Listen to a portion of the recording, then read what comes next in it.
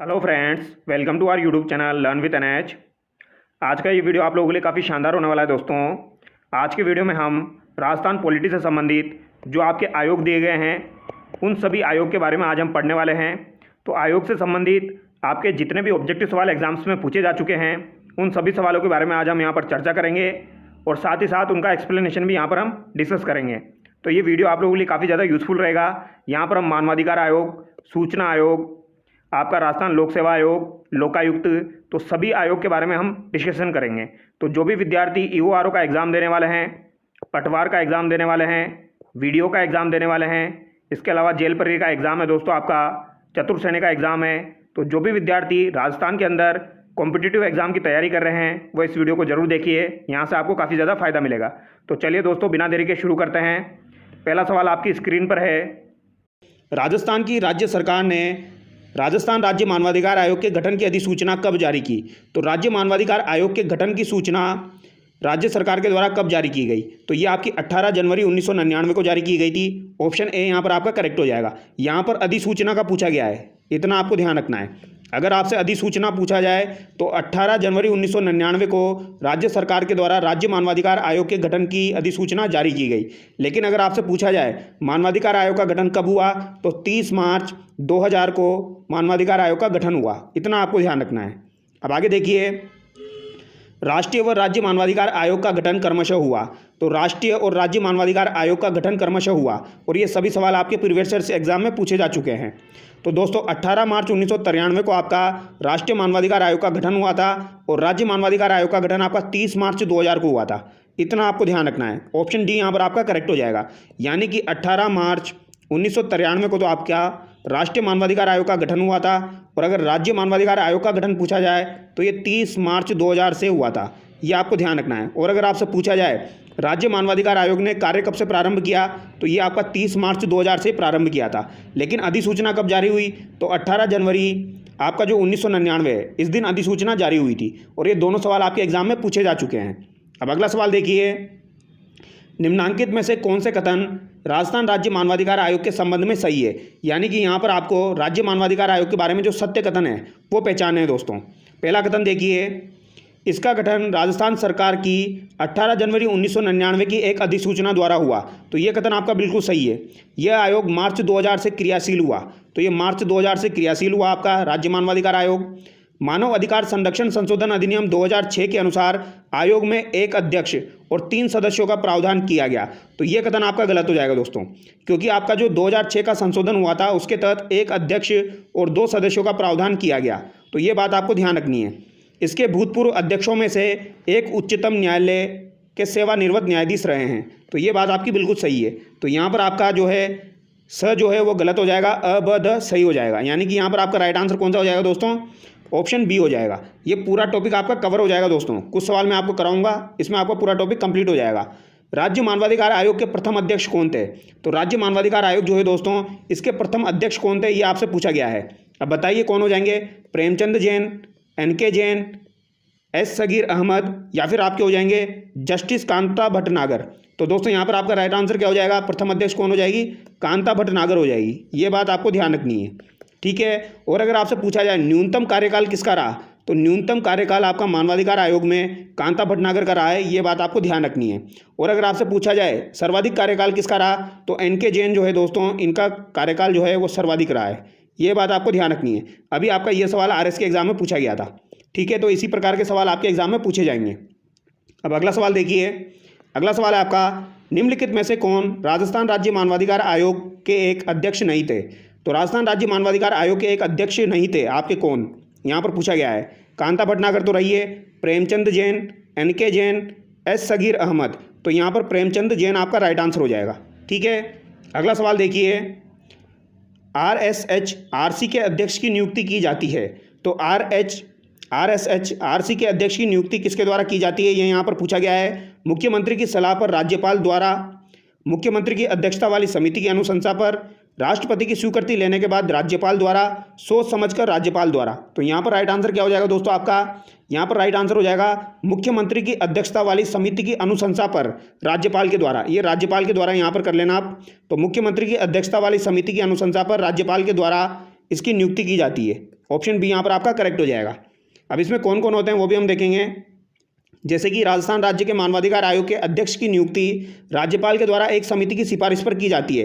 तो ये समिति जो है वो किन किन से मिलकर बनी है, तो वो हम देख लेते हैं किस किस से मिलकर बनी है। मुख्य न्यायमूर्ति, मुख्यमंत्री, विधानसभा के अध्यक्ष या गृह मंत्री, या फिर आपके मुख्यमंत्री, विधानसभा के अध्यक्ष, गृह मंत्री या विपक्ष का नेता, राज्यपाल, मुख्यमंत्री, गृह मंत्री या वित्त मंत्री, मुख्यमंत्री, विधानसभा का अध्यक्ष, गृह मंत्री, वित्त मंत्री। तो वित्त मंत्री तो नहीं होगा यहाँ पर, तो सी और डी तो आपका गलत हो गया। यहाँ पर आपका राइट आंसर ऑप्शन बी हो जाएगा। एक तो आपका दोस्तों मानवाधिकार आयोग का जो गठन होता है, जो यहाँ पर अध्यक्षों की नियुक्ति की जाती है, तो वो यहाँ पर एक समिति के तहत की जाती है। तो उस समिति में आपका एक तो सीएम होता है, मुख्यमंत्री होता है, एक आपका विधानसभा का अध्यक्ष होता है, तो एक आपका अध्यक्ष हो जाएगा। इसके अलावा एक आपका गृह मंत्री हो जाएगा, तो गृह मंत्री आपको अलग से ध्यान रखना है, और विपक्ष का नेता रहता है एक आपका, विपक्ष का नेता। तो ये सवाल भी काफ़ी बार एग्जाम में पूछा जाता है, इनमें से कौन शामिल होता है, कौन शामिल नहीं होता है, कौन कौन यहाँ पर शामिल है, कौन कौन शामिल नहीं है। तो इस तरीके का सवाल एग्जाम में आता है।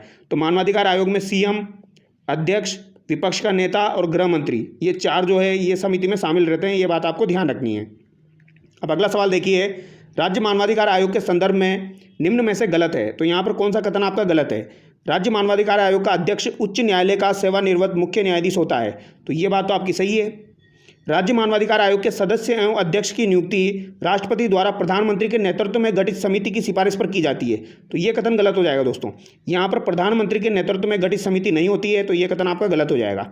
आयोग के अध्यक्ष व सदस्यों का कार्यकाल 3 वर्ष या 70 वर्ष की आयु जो भी पहले होता हो, तो 370 से आपको ध्यान रखना है। मानवाधिकार आयोग 3 वर्ष या 70 वर्ष जो भी पहले होता हो, ये कथन भी सही है आपका।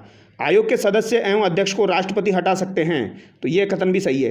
हटाएगा कौन, राष्ट्रपति, और त्यागपत्र किसको देगा, राज्यपाल को। तो ये बात आपको ध्यान रखनी है। तो यहाँ पर ऑप्शन बी यहाँ पर आपका गलत हो जाएगा।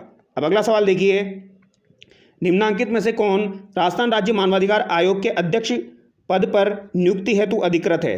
तो कौन आपका अध्यक्ष के पद पर नियुक्त हो सकता है राज्य मानवाधिकार आयोग के, प्रमुख समाज सेवी व्यक्ति, या फिर आपका पुलिस महानिदेशक स्तर का अधिकारी, मुख्य सचिव स्तर का अधिकारी, या उच्च न्यायालय का मुख्य न्यायाधीश। तो सिंपल सा आंसर क्या हो जाएगा, उच्च न्यायालय का मुख्य न्यायाधीश हो जाएगा। अब अगला सवाल देखिए, राजस्थान मानवाधिकार आयोग निम्नलिखित में से कौन सा कथन सही है। तो राजस्थान मानवाधिकार आयोग के संबंध में कौन सा कथन सही है। आयोग के पास एक अध्यक्ष और 5 सदस्य है, जो कि मानव अधिकारों के संरक्षण अधिनियम 2006 के प्रावधानों के अनुसार है। किसी पीड़ित द्वारा प्रस्तुत की गई याचिका पर ही पूछताछ करता है। तो क्वेश्चन नंबर 10 का राइट आंसर क्या हो जाएगा दोस्तों, यहाँ पर दोनों कथन आपके गलत हो जाएंगे। ठीक है, दोनों कथन यहाँ पर गलत हो जाएंगे, क्योंकि मैंने आपको क्या बताया, 1 + 2, एक अध्यक्ष और प्लस 2 सदस्य हो जाएंगे 2006 का जो संशोधन हुआ है उसके तहत। और किसी पीड़ित द्वारा प्रस्तुत की गई याचिका पर ही पूछताछ करता है, तो ये तो लोकायुक्त करता है दोस्तों, तो ये कथन भी गलत हो जाएगा। तो यहाँ पर आपका क्या पूछा गया है, सही पूछा गया है, तो दोनों कथन यहाँ पर आपके गलत हो जाएंगे, न तो 1 और न ही 2, कोई सा भी यहाँ पर सही नहीं है। अगला सवाल देखिए, 2006 में संशोधन के पश्चात वर्तमान में राज्य मानवाधिकार आयोग के सदस्य और अध्यक्ष का संगठन है। तो ये मैं बता चुका हूँ आपको, एक अध्यक्ष और 2 सदस्य हो जाएंगे। ठीक है, बात समझ में आ गई। अगला सवाल देखिए, राज्य मानवाधिकार आयोग के सदस्यों की पदावधि अधिकतम उम्र है, तो अधिकतम उम्र कितनी हो जाएगी, ये अभी मैंने आपको बताया दोस्तों, कितनी हो जाएगी, 370 से आपको ध्यान रखना है। ठीक है, 370 से ध्यान रखना है, 70 वर्ष हो जाएगा।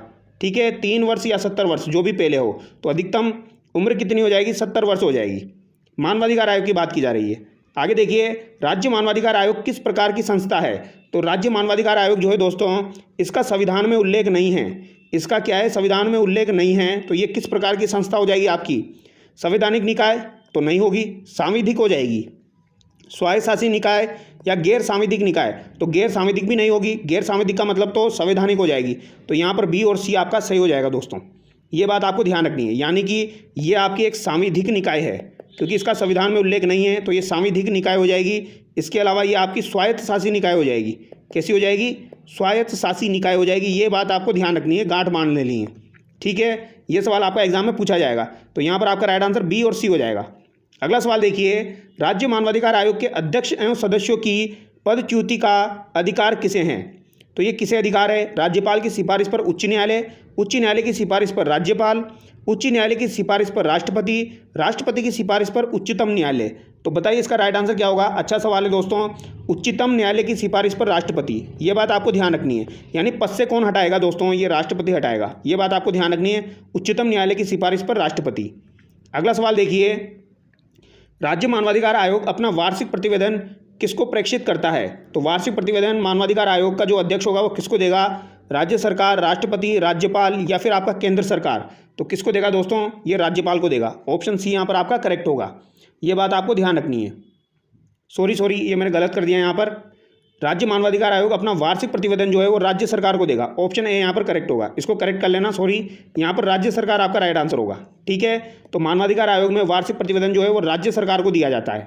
ऑप्शन ए यहाँ पर आपका करेक्ट होगा।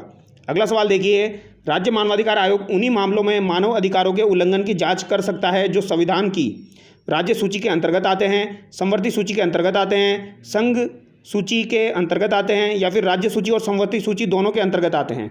तो यहाँ पर राइट आंसर ऑप्शन डी हो जाएगा। और ये सवाल दोस्तों आपका अभी JN के एग्जाम में पूछा गया है।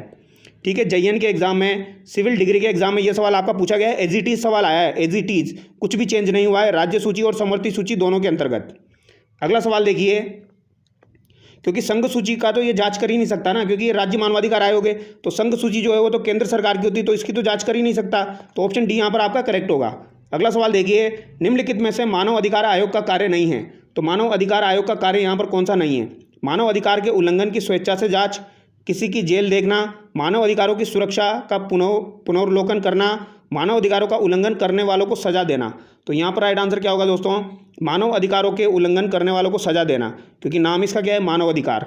तो मानव अधिकारों का जो भी उल्लंघन करेंगे उनको सजा देना इसका कार्य यहाँ पर नहीं है, ये पूछा गया है दोस्तों। क्योंकि सजा देना इसका कार्य नहीं है, सजा देना नहीं है। सजा देना तो कार्य किसका हो जाएगा? न्यायालय का हो जाएगा। यहाँ पर ये पूछा गया है यहाँ पर कौन सा कार्य नहीं है? तो दोस्तों इसकी जांच करना कार्य है, लेकिन सजा देना इसका कार्य नहीं है। मानव अधिकार के उल्लंघन की स्वेच्छा से जांच ये कर सकता है, किसी की जेल देखना ये कर सकता है, मानव अधिकारों की सुरक्षा और पुनर्वलोकन कर सकता है, लेकिन सजा देना नहीं कर सकता। तो सवाल को ध्यान से पढ़ना है दोस्तों।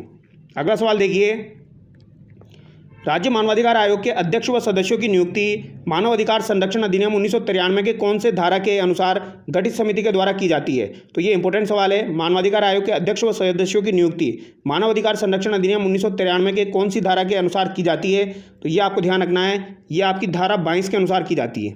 ठीक है, धारा 22 के अनुसार की जाती है, ये आपको ध्यान रखना है। ऑप्शन बी यहाँ पर आपका करेक्ट हो जाएगा। अगला सवाल देखिए, मानवाधिकार संरक्षण अधिनियम 1993 के किस अनुच्छेद के अंतर्गत राजस्थान राज्य मानवाधिकार आयोग को वित्तीय स्वायत्तता प्राप्त है? तो राज्य मानवाधिकार आयोग को वित्तीय स्वायत्तता प्राप्त है अनुच्छेद 20, अनुच्छेद 15, अनुच्छेद 22 या अनुच्छेद 33। तो दोस्तों अनुच्छेद 33 के तहत राज्य मानवाधिकार आयोग को वित्तीय स्वायत्तता प्राप्त है, ये बात आपको ध्यान रखनी है।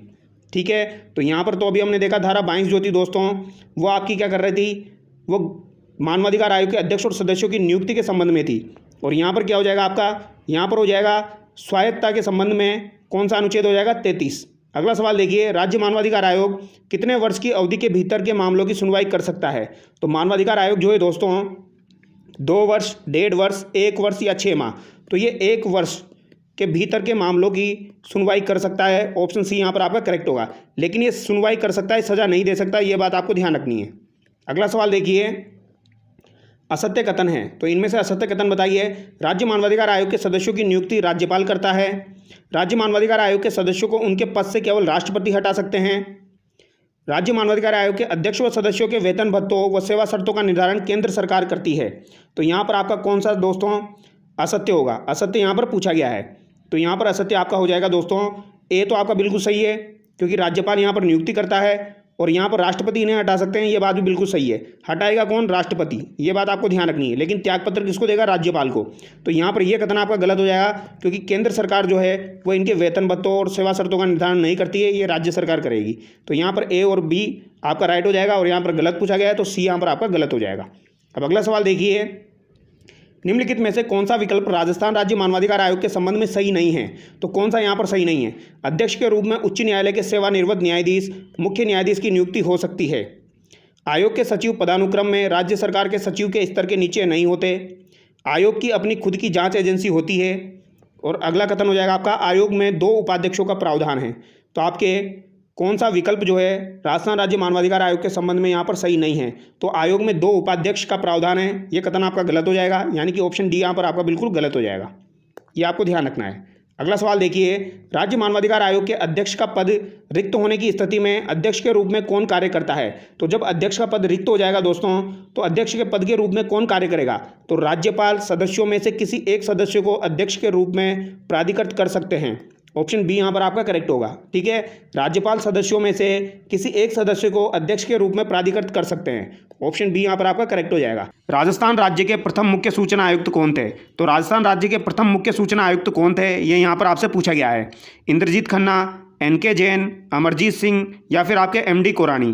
तो दोस्तों राजस्थान राज्य के प्रथम मुख्य सूचना आयुक्त आपके एम.डी. कोरानी हो जाएंगे।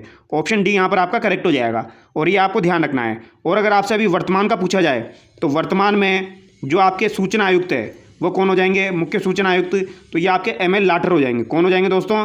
मोहन लाल लाठर हो जाएंगे। ये आपको ध्यान रखना है, अगर ये सूचना नहीं देंगे तो लट पड़ जाएंगे। इस तरीके से आप याद रख सकते हो, एम.एल. लाठर। ठीक है, अब आगे देखिए, राजस्थान सूचना आयोग की स्थापना हुई। तो राजस्थान सूचना आयोग की स्थापना कब हुई, ये आपसे पूछा गया है। अप्रैल 2009 को, जून 2014 को, अप्रैल 2006 को या फिर मई 2008 को। तो राजस्थान सूचना आयोग की स्थापना दोस्तों 18 अप्रैल 2006 को हुई थी। ऑप्शन सी यहाँ पर आपका करेक्ट हो जाएगा। तो ये डेट आपको ध्यान रखनी है, 18 अप्रैल 2006 जो है ये आपको ध्यान रखना है, यहाँ से सवाल पूछा जाता है। अगला सवाल देखिए, राज्य के मुख्य सूचना आयुक्त की नियुक्ति कौन करता है? तो राज्य के मुख्य सूचना आयुक्त की नियुक्ति किसके द्वारा की जाती है? ये बेसिक सा सवाल एग्जाम में पूछा जाता है। मुख्य सचिव, मुख्यमंत्री, राष्ट्रपति या फिर राज्यपाल। तो दोस्तों यहाँ पर राज्य की बात की जा रही है। राज्य का जो मुख्य सूचना आयुक्त है इसकी नियुक्ति कौन करेगा? राज्यपाल करेगा। ऑप्शन डी यहाँ पर आपका बिल्कुल करेक्ट हो जाएगा, ये आपको ध्यान रखना है। अगला सवाल देखिए, राज्य सूचना आयुक्त का कार्यकाल कितने समय का होता है? तो आपका जो राज्य सूचना आयुक्त है दोस्तों, इनका कार्यकाल कितने समय का होता है ये आपसे पूछा गया है। 3 वर्ष, 5 वर्ष, 6 वर्ष या फिर आपका जो डी ऑप्शन है वो है निश्चित नहीं है। तो दोस्तों राज्य सूचना आयुक्त का जो कार्यकाल होता है वो आपका 365 होता है, यानी कि ऑप्शन ए यहाँ पर आपका करेक्ट हो जाएगा। कितना होता है? 365 होता है, या तो 3 वर्ष या 65 वर्ष, जो भी आपका पहले हो जाए, ये आपको ध्यान रखना है। तो राज्य सूचना आयुक्त का कार्यकाल कितना हो जाएगा? 365 हो जाएगा। 365 से आपको ध्यान रखना है। अगला सवाल देखिए, राज्य सूचना आयोग के प्रमुख और सदस्यों की नियुक्ति कौन करता है? तो दोस्तों राज्य सूचना आयोग के जो प्रमुख होते हैं और जो सदस्यों की नियुक्ति होती है वो कौन करता है? राज्य का राज्यपाल, भारत के राष्ट्रपति, राज्य के मुख्यमंत्री की अध्यक्षता में एक समिति की सिफारिश के आधार पर राज्य का राज्यपाल, उपरोक्त में से कोई नहीं। तो दोस्तों राज्य सूचना आयोग के जो प्रमुख है और जो सदस्य हैं इनकी नियुक्ति राज्यपाल के द्वारा की जाती है, लेकिन मुख्यमंत्री की अध्यक्षता में एक समिति गठित की जाती है, उसके आधार पर राज्य का राज्यपाल जो है वो इनकी नियुक्ति करता है। तो ऑप्शन सी यहाँ पर आपका बिल्कुल करेक्ट होगा, यह आपको ध्यान रखना है। अगला सवाल देखिए, निम्नलिखित में से किस परिस्थिति में राज्य प्रमुख और किसी अन्य सूचना आयुक्त को राज्यपाल द्वारा नहीं हटाया जा सकता? तो किस परिस्थिति में राज्य प्रमुख सूचना आयुक्त जो है इसको राज्यपाल के द्वारा नहीं हटाया जा सकता? यदि वह दिवालिया हो गया हो, तो अगर वह दिवालिया हो जाएगा तो राज्यपाल उसे हटा देगा। यदि वह अपने कार्यालय के बाहर किसी अन्य नौकरी में संलग्न हो तो भी वह उसे हटा देगा कदाचार के आधार पर। यदि वह राज्य की दृष्टि में पद पर बने रहने के लिए अयोग्य है तो भी हटा देगा। अगर वह अयोग्य है तो उसको क्यों बनाएंगे राज्य सूचना आयुक्त? तो उसको हटा देंगे। यदि वह ईश्वर को नहीं मानता तो ये गलत हो जाएगा आपका। अगर वह ईश्वर को नहीं मानता इस वजह से आप उसे नहीं हटा सकते हैं। ऑप्शन डी यहाँ पर आपका करेक्ट हो जाएगा, ये आपको ध्यान रखना है। अगला सवाल देखिए, निम्नलिखित में से कौन राज्य सूचना आयुक्त की शक्ति और कार्य नहीं है? तो राज्य सूचना आयुक्त जो है इसकी शक्ति और कार्य कौन सा यहाँ पर नहीं है, ये आपसे पूछा गया है। 4 ऑप्शन आपके सामने हैं, बताइए क्या आंसर होगा। राज्य सूचना आयुक्त की कौन सी शक्ति यहाँ पर नहीं है? आयुक्त किसी भी मामले में उसके पास आए मामलों में उचित आधारों पर किसी से भी पूछताछ कर सकता है। जांच के दौरान आयोग के पास दीवानी न्यायालय की शक्ति है। एक शिकायत की जांच के दौरान आयोग किसी ऐसी जानकारी की जांच नहीं कर सकता जो किसी सार्वजनिक प्राधिकरण की हिरासत में हो। आयोग गलत अधिकारी के खिलाफ अनुशासनात्मक कार्यवाही की सिफारिश कर सकता है। तो यहाँ पर आपका राइट आंसर ऑप्शन सी हो जाएगा दोस्तों। ठीक है, अगला सवाल देखिए, सूचना का अधिकार कानून कब से लागू हुआ? तो सूचना का जो अधिकार कानून है ये आपका कब से लागू हुआ, ये आपसे पूछा गया है। 12 अक्टूबर 2005, 5 मई 2005, 14 नवंबर 2005 या 22 मार्च 2010। तो यहाँ पर पूछा गया है दोस्तों आपका सूचना का जो अधिकार है ये आपका कब लागू हुआ? अधिकार कानून जो है ये आपका कब लागू हुआ? तो ये आपका लागू हुआ था 12 अक्टूबर 2005 को। ये डेट आपको ध्यान रखनी है। ठीक है, जबकि राज्य सूचना आयोग का गठन कब किया गया? 18 अप्रैल 2006 को। तो ये दोनों चीज़ें आपको ध्यान रखनी है। ठीक है, यहाँ पर पूछा गया सूचना का अधिकार कानून कब से लागू हुआ? तो 12 अक्टूबर 2005। अब अगला सवाल देखिए, राजस्थान में सूचना का अधिकार प्राप्त करने के लिए आंदोलन की शुरुआत किस स्थान से हुई? तो सूचना का अधिकार प्राप्त करने के लिए दोस्तों आंदोलन की शुरुआत की गई थी, यह आपके किस स्थान से हुई थी? कोटपुतली, शाहपुरा, ब्यावर, बिलाड़ा। इंपॉर्टेंट सवाल है दोस्तों। शुरुआत जो हुई थी ये आपकी चांग गेट ब्यावर से हुई थी, ये आपको ध्यान रखना है। चांग गेट कहाँ पर है? ब्यावर में पड़ता है। तो यहाँ से सूचना का अधिकार प्राप्त करने के लिए आंदोलन की शुरुआत हुई थी, ये बात आपको ध्यान रखनी है, इंपॉर्टेंट सवाल है। ठीक है, अगला सवाल देखिए, सूचना के अधिकार के तहत कोई सूचना प्राप्त करने हेतु आवेदन करने का शुल्क है। तो दोस्तों सूचना के अधिकार के तहत कोई सूचना प्राप्त करने हेतु आवेदन करने का शुल्क कितना है, ये आपसे पूछा गया है। 5 रुपये, 10 रुपये, 20 रुपये या फिर 50 रुपये। तो यहाँ पर राइट आंसर आपका हो जाएगा 10 रुपये, ये आपको ध्यान रखना है। ठीक है, अगला सवाल देखिए, सूचना के अधिकार अधिनियम के तहत अंतिम अपील कहाँ की जा सकती है? तो सूचना के अधिकार अधिनियम के तहत अंतिम अपील आप कहाँ पर कर सकते हो? मुख्य सचिव को, राज्य सूचना आयोग को, सर्वोच्च न्यायालय को या विभागीय अध्यक्ष को। तो दोस्तों सूचना के अधिकार अधिनियम के तहत अंतिम अपील जो है वो राज्य सूचना आयोग को कर सकते हैं। ऑप्शन 2 यहाँ पर आपका करेक्ट होगा, यह आपको ध्यान रखना है। अगला सवाल देखिए, जन सूचना पोर्टल का द्वितीय चरण कब शुरू किया गया? तो जन सूचना पोर्टल जो है दोस्तों इसका द्वितीय चरण आपका कब शुरू किया गया, ये यहाँ पर पूछा गया है। 20 अगस्त 2019 को, 13 सितंबर 2019 को, 3 सितंबर 2020 को या 13 सितंबर 2020 को। तो यहाँ पर सेकंड चरण की बात की जा रही है दोस्तों। पहला चरण जो था वो तो आपका 20 अगस्त 2019 को शुरू हुआ था, तो ये तो आपका पहला हो जाएगा। दूसरा कब शुरू हुआ आपका? 13 सितंबर 2019 को। ठीक है, ये आपको ध्यान रखना है। तो यहाँ पर ऑप्शन बी यहाँ पर आपका करेक्ट हो जाएगा। ठीक है, अब अगला सवाल देखिए, राजस्थान में जन सूचना पोर्टल के पहले चरण का उद्घाटन किया गया। तो पहला चरण का उद्घाटन कब किया गया? तो ये अभी मैंने आपको बताया 20 अगस्त 2019 को। ऑप्शन 2 यहाँ पर आपका करेक्ट हो जाएगा। ठीक है, तो पहला पूछा जाए तो अगस्त 2019 और दूसरा पूछा जाए तो आपका 13 सितंबर 2019, ये आपको ध्यान रखना है।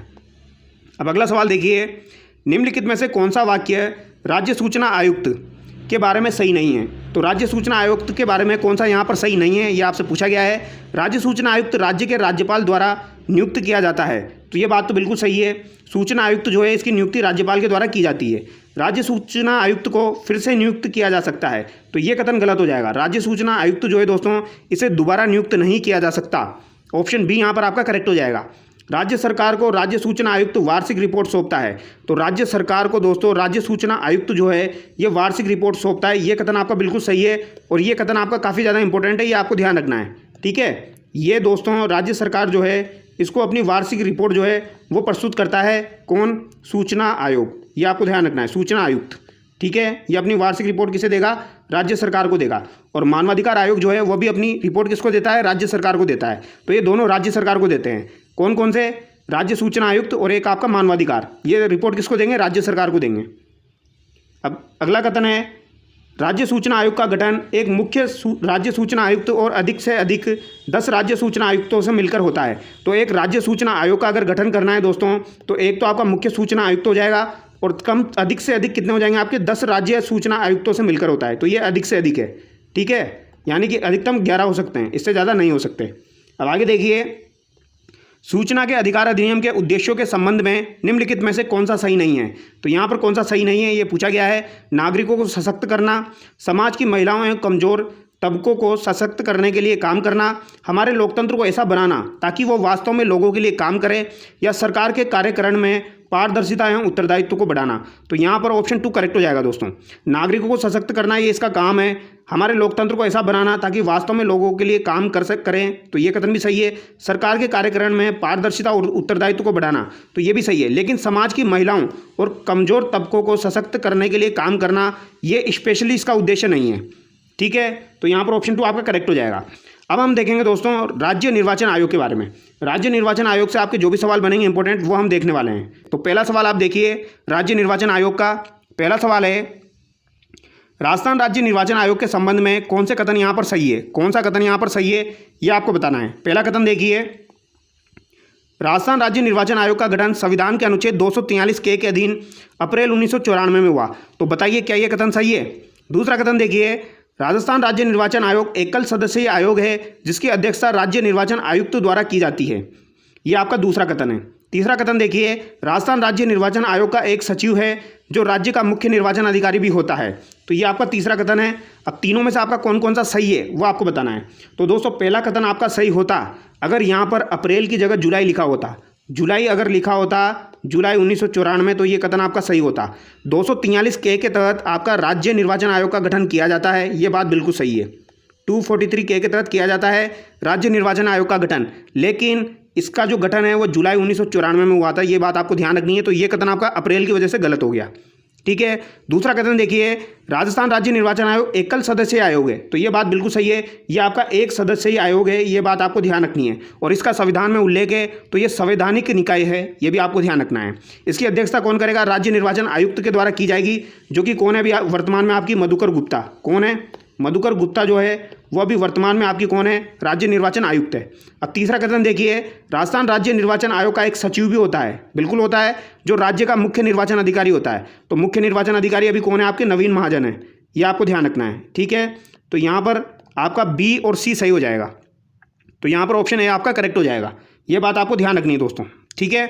अब अगला सवाल देखिए, राज्य का निर्वाचन आयोग है, तो राज्य निर्वाचन आयोग जो है इसका संविधान में उल्लेख है 243 के में, तो ये कैसा हो जाएगा आपका दोस्तों? संवैधानिक निकाय हो जाएगा। ऑप्शन बी यहाँ पर आपका करेक्ट हो जाएगा, यह एक संवैधानिक संस्था है, ठीक है।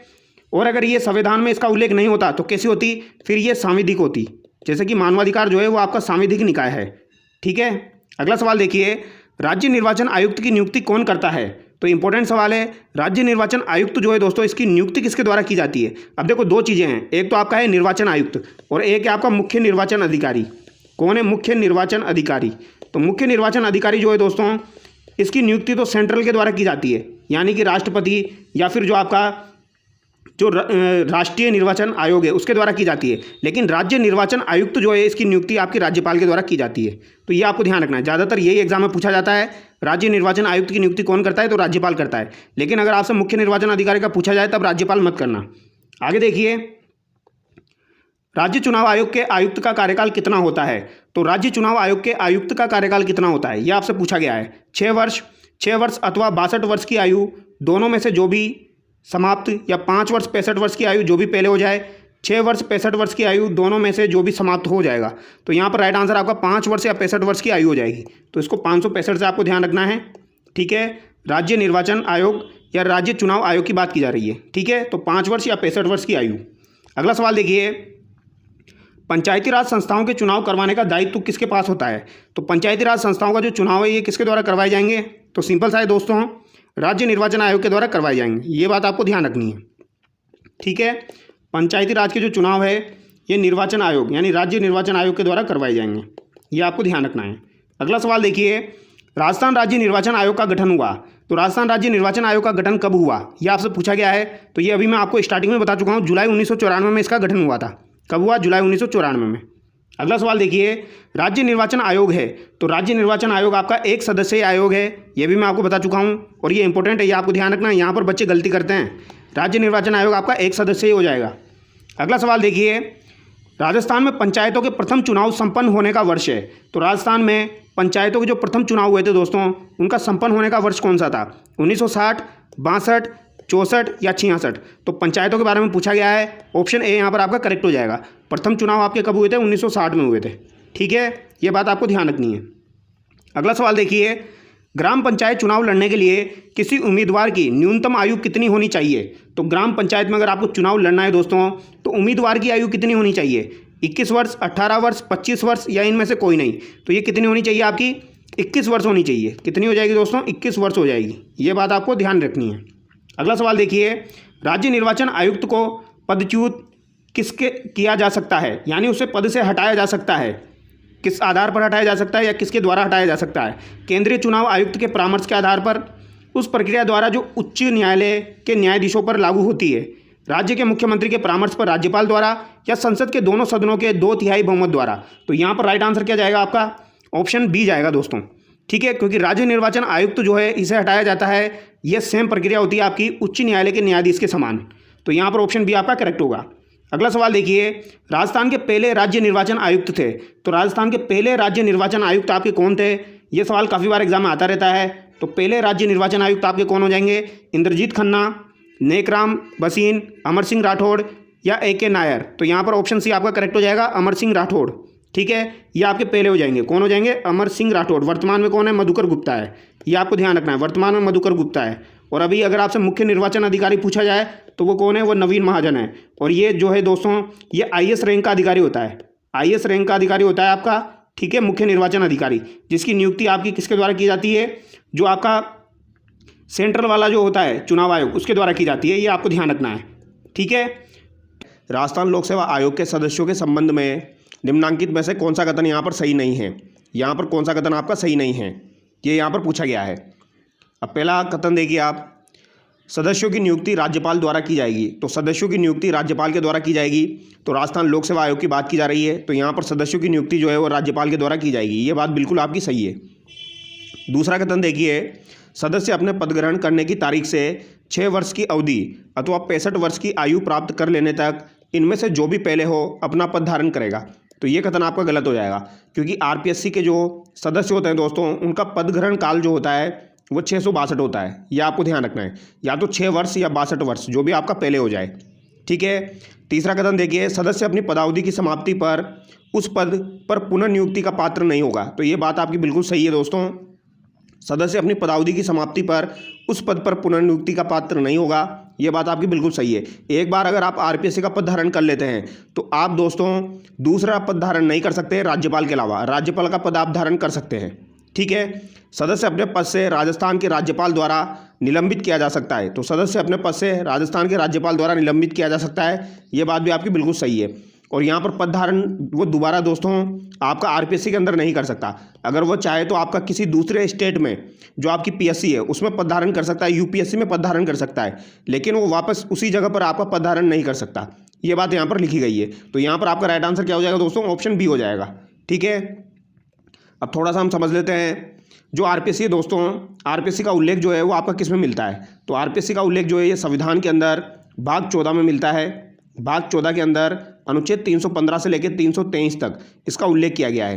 तो ये बात आपको ध्यान रखनी है, बेसिक सी बात है। RPSC का उल्लेख जो है वो भाग 14 के अंदर 315 से लेकर अनुच्छेद 323 तक मिलता है। तो ये बात आपको ध्यान रखनी है। अब अगर आपसे पूछा जाए 315 में क्या दिया गया है, तो 315 में दोस्तों लोक सेवा आयोग होगा, उसके बारे में दिया गया है। 315(1) में आपका एक लोक सेवा आयोग होगा, उसके बारे में दिया गया है। और 315(2) जो है दोस्तों, इसमें आपका संयुक्त लोक सेवा आयोग के बारे में दिया गया है। जॉइंट PSC के बारे में यहाँ पर दिया गया है, ठीक है। और जॉइंट PSC से रिलेटेड जो भी चीज़ें की जाती है वो राष्ट्रपति के द्वारा की जाती है। लेकिन राज्य लोक सेवा आयोग की बात की जाए तो जो भी चीज़ें की जाती है आपकी, वो राज्यपाल के द्वारा की जाती है। अब यहाँ पर देखिए 316(2) में आपका क्या दिया गया है, 316(2) में आपकी पदावधि दी गई है। और अगर बात की जाए 316(1) में क्या दिया गया है, तो 316(1) में आपकी नियुक्ति दी गई है दोस्तों। RPSC के सदस्यों की नियुक्ति जो है वो 316(1) में दी गई है और 316(2) में पदावधि दी गई है। तो ये बात आपको ध्यान रखनी है। RPSC के अध्यक्ष व सदस्यों का कार्यकाल पद ग्रहण से 662 वर्ष, इनमें से जो भी पहले हो, 6 वर्ष का कार्यकाल या 62 वर्ष की सेवानिवृत्ति की आयु, इन दोनों में से जो भी पहले हो होता है। तो ये मैंने आपको बता दिया, 662 से आपको ध्यान रखना है, ठीक है। 41वां संविधान संशोधन 1976 के द्वारा RPSC के अध्यक्ष व सदस्यों की सेवानिवृत्ति की आयु 60 वर्ष से बढ़ाकर 62 वर्ष कर दी गई। तो ये बात भी आपको ध्यान रखनी है दोस्तों। पहले RPSC की जो आयु थी दोस्तों वो 60 वर्ष रखी गई थी, ठीक है। लेकिन 1976 में आपका एक संविधान संशोधन हुआ है जिसका नाम है 41वां संविधान संशोधन। 41वां संविधान संशोधन 1976 में 60 वर्ष से बढ़ाकर आयु कितनी कर दी गई दोस्तों, 62 वर्ष कर दी गई। और अभी कितनी है आपकी, 662 है। तो ये पॉइंट आपको ध्यान रखना है। ये पॉइंट आपका अगले एग्जाम में डेफिनेटली पूछा जाएगा दोस्तों। ये पॉइंट आपको ध्यान रखना है। 41वां संविधान संशोधन 1976 के तहत RPSC के जो सदस्य हैं उनकी सेवानिवृत्ति आयु 60 वर्ष से बढ़ाकर कितनी कर दी गई, 62 वर्ष कर दी गई। और अगर आपसे बात की जाए जॉइंट लोक सेवा आयोग की, यानी JPSC की बात की जाए दोस्तों, तो यहाँ पर अध्यक्ष और सदस्यों की पदावधि जो होती है वो भी यहाँ पर 662 होती है, ठीक है। लेकिन यहाँ पर जो भी कार्य किए जाएंगे आपके, वो राष्ट्रपति के द्वारा किए जाएंगे, संयुक्त में आपके राष्ट्रपति के द्वारा किए जाते हैं। और त्यागपत्र का पूछा जाए आपसे, तो राजस्थान लोक सेवा आयोग के त्यागपत्र का उल्लेख किस में मिलेगा आपको, तो ये 316(2) में मिलेगा। किस में मिलेगा, 316(2)(a) के अंदर आपका दोस्तों त्यागपत्र का उल्लेख मिलेगा। तो ये बात आपको ध्यान रखनी है। यानी कि 316(1) में तो आपकी नियुक्ति हो जाएगी, 316(2) में आपका क्या हो जाएगा दोस्तों, 316(2) में आपकी पदावधि हो जाएगी। और 316(2)(a) में आपका क्या हो जाएगा, त्यागपत्र हो जाएगा। तो इनको आपको सीक्वेंस के साथ याद रखना है। यहाँ से अनुच्छेद से आपका सवाल पूछा जा सकता है। अब आगे देखिए, अगला सवाल है, निम्नांकित में से कौन राजस्थान लोक सेवा आयोग के कार्यवाहक अध्यक्ष के पद पर नहीं रहे हैं। तो इनमें से कौन आपके कार्यवाहक अध्यक्ष के पद पर नहीं रहे हैं, JP Pilania, LL Joshi, SS Tank, HN Meena. तो दोस्तों ये सेकंड ग्रेड के एग्जाम 2022 में पूछा गया है, इंपॉर्टेंट सवाल है और ऐसा सवाल दोबारा से फिर से बन के आएगा। तो ये आपको ध्यान रखना है, कार्यवाहक अध्यक्ष राजस्थान लोक सेवा आयोग में कौन कौन रहे हैं। यहाँ पर तो आपका राइट आंसर JP पिलानिया हो जाएगा। LL जोशी जो है दोस्तों ये आपके प्रथम कार्यवाहक आपके अध्यक्ष रहे हैं, SS टांक भी रहे हैं, HN मीणा भी रहे हैं। अब यहाँ पर देखिए आप कौन कौन रहे हैं, मैं आपको बता देता हूँ एक बार।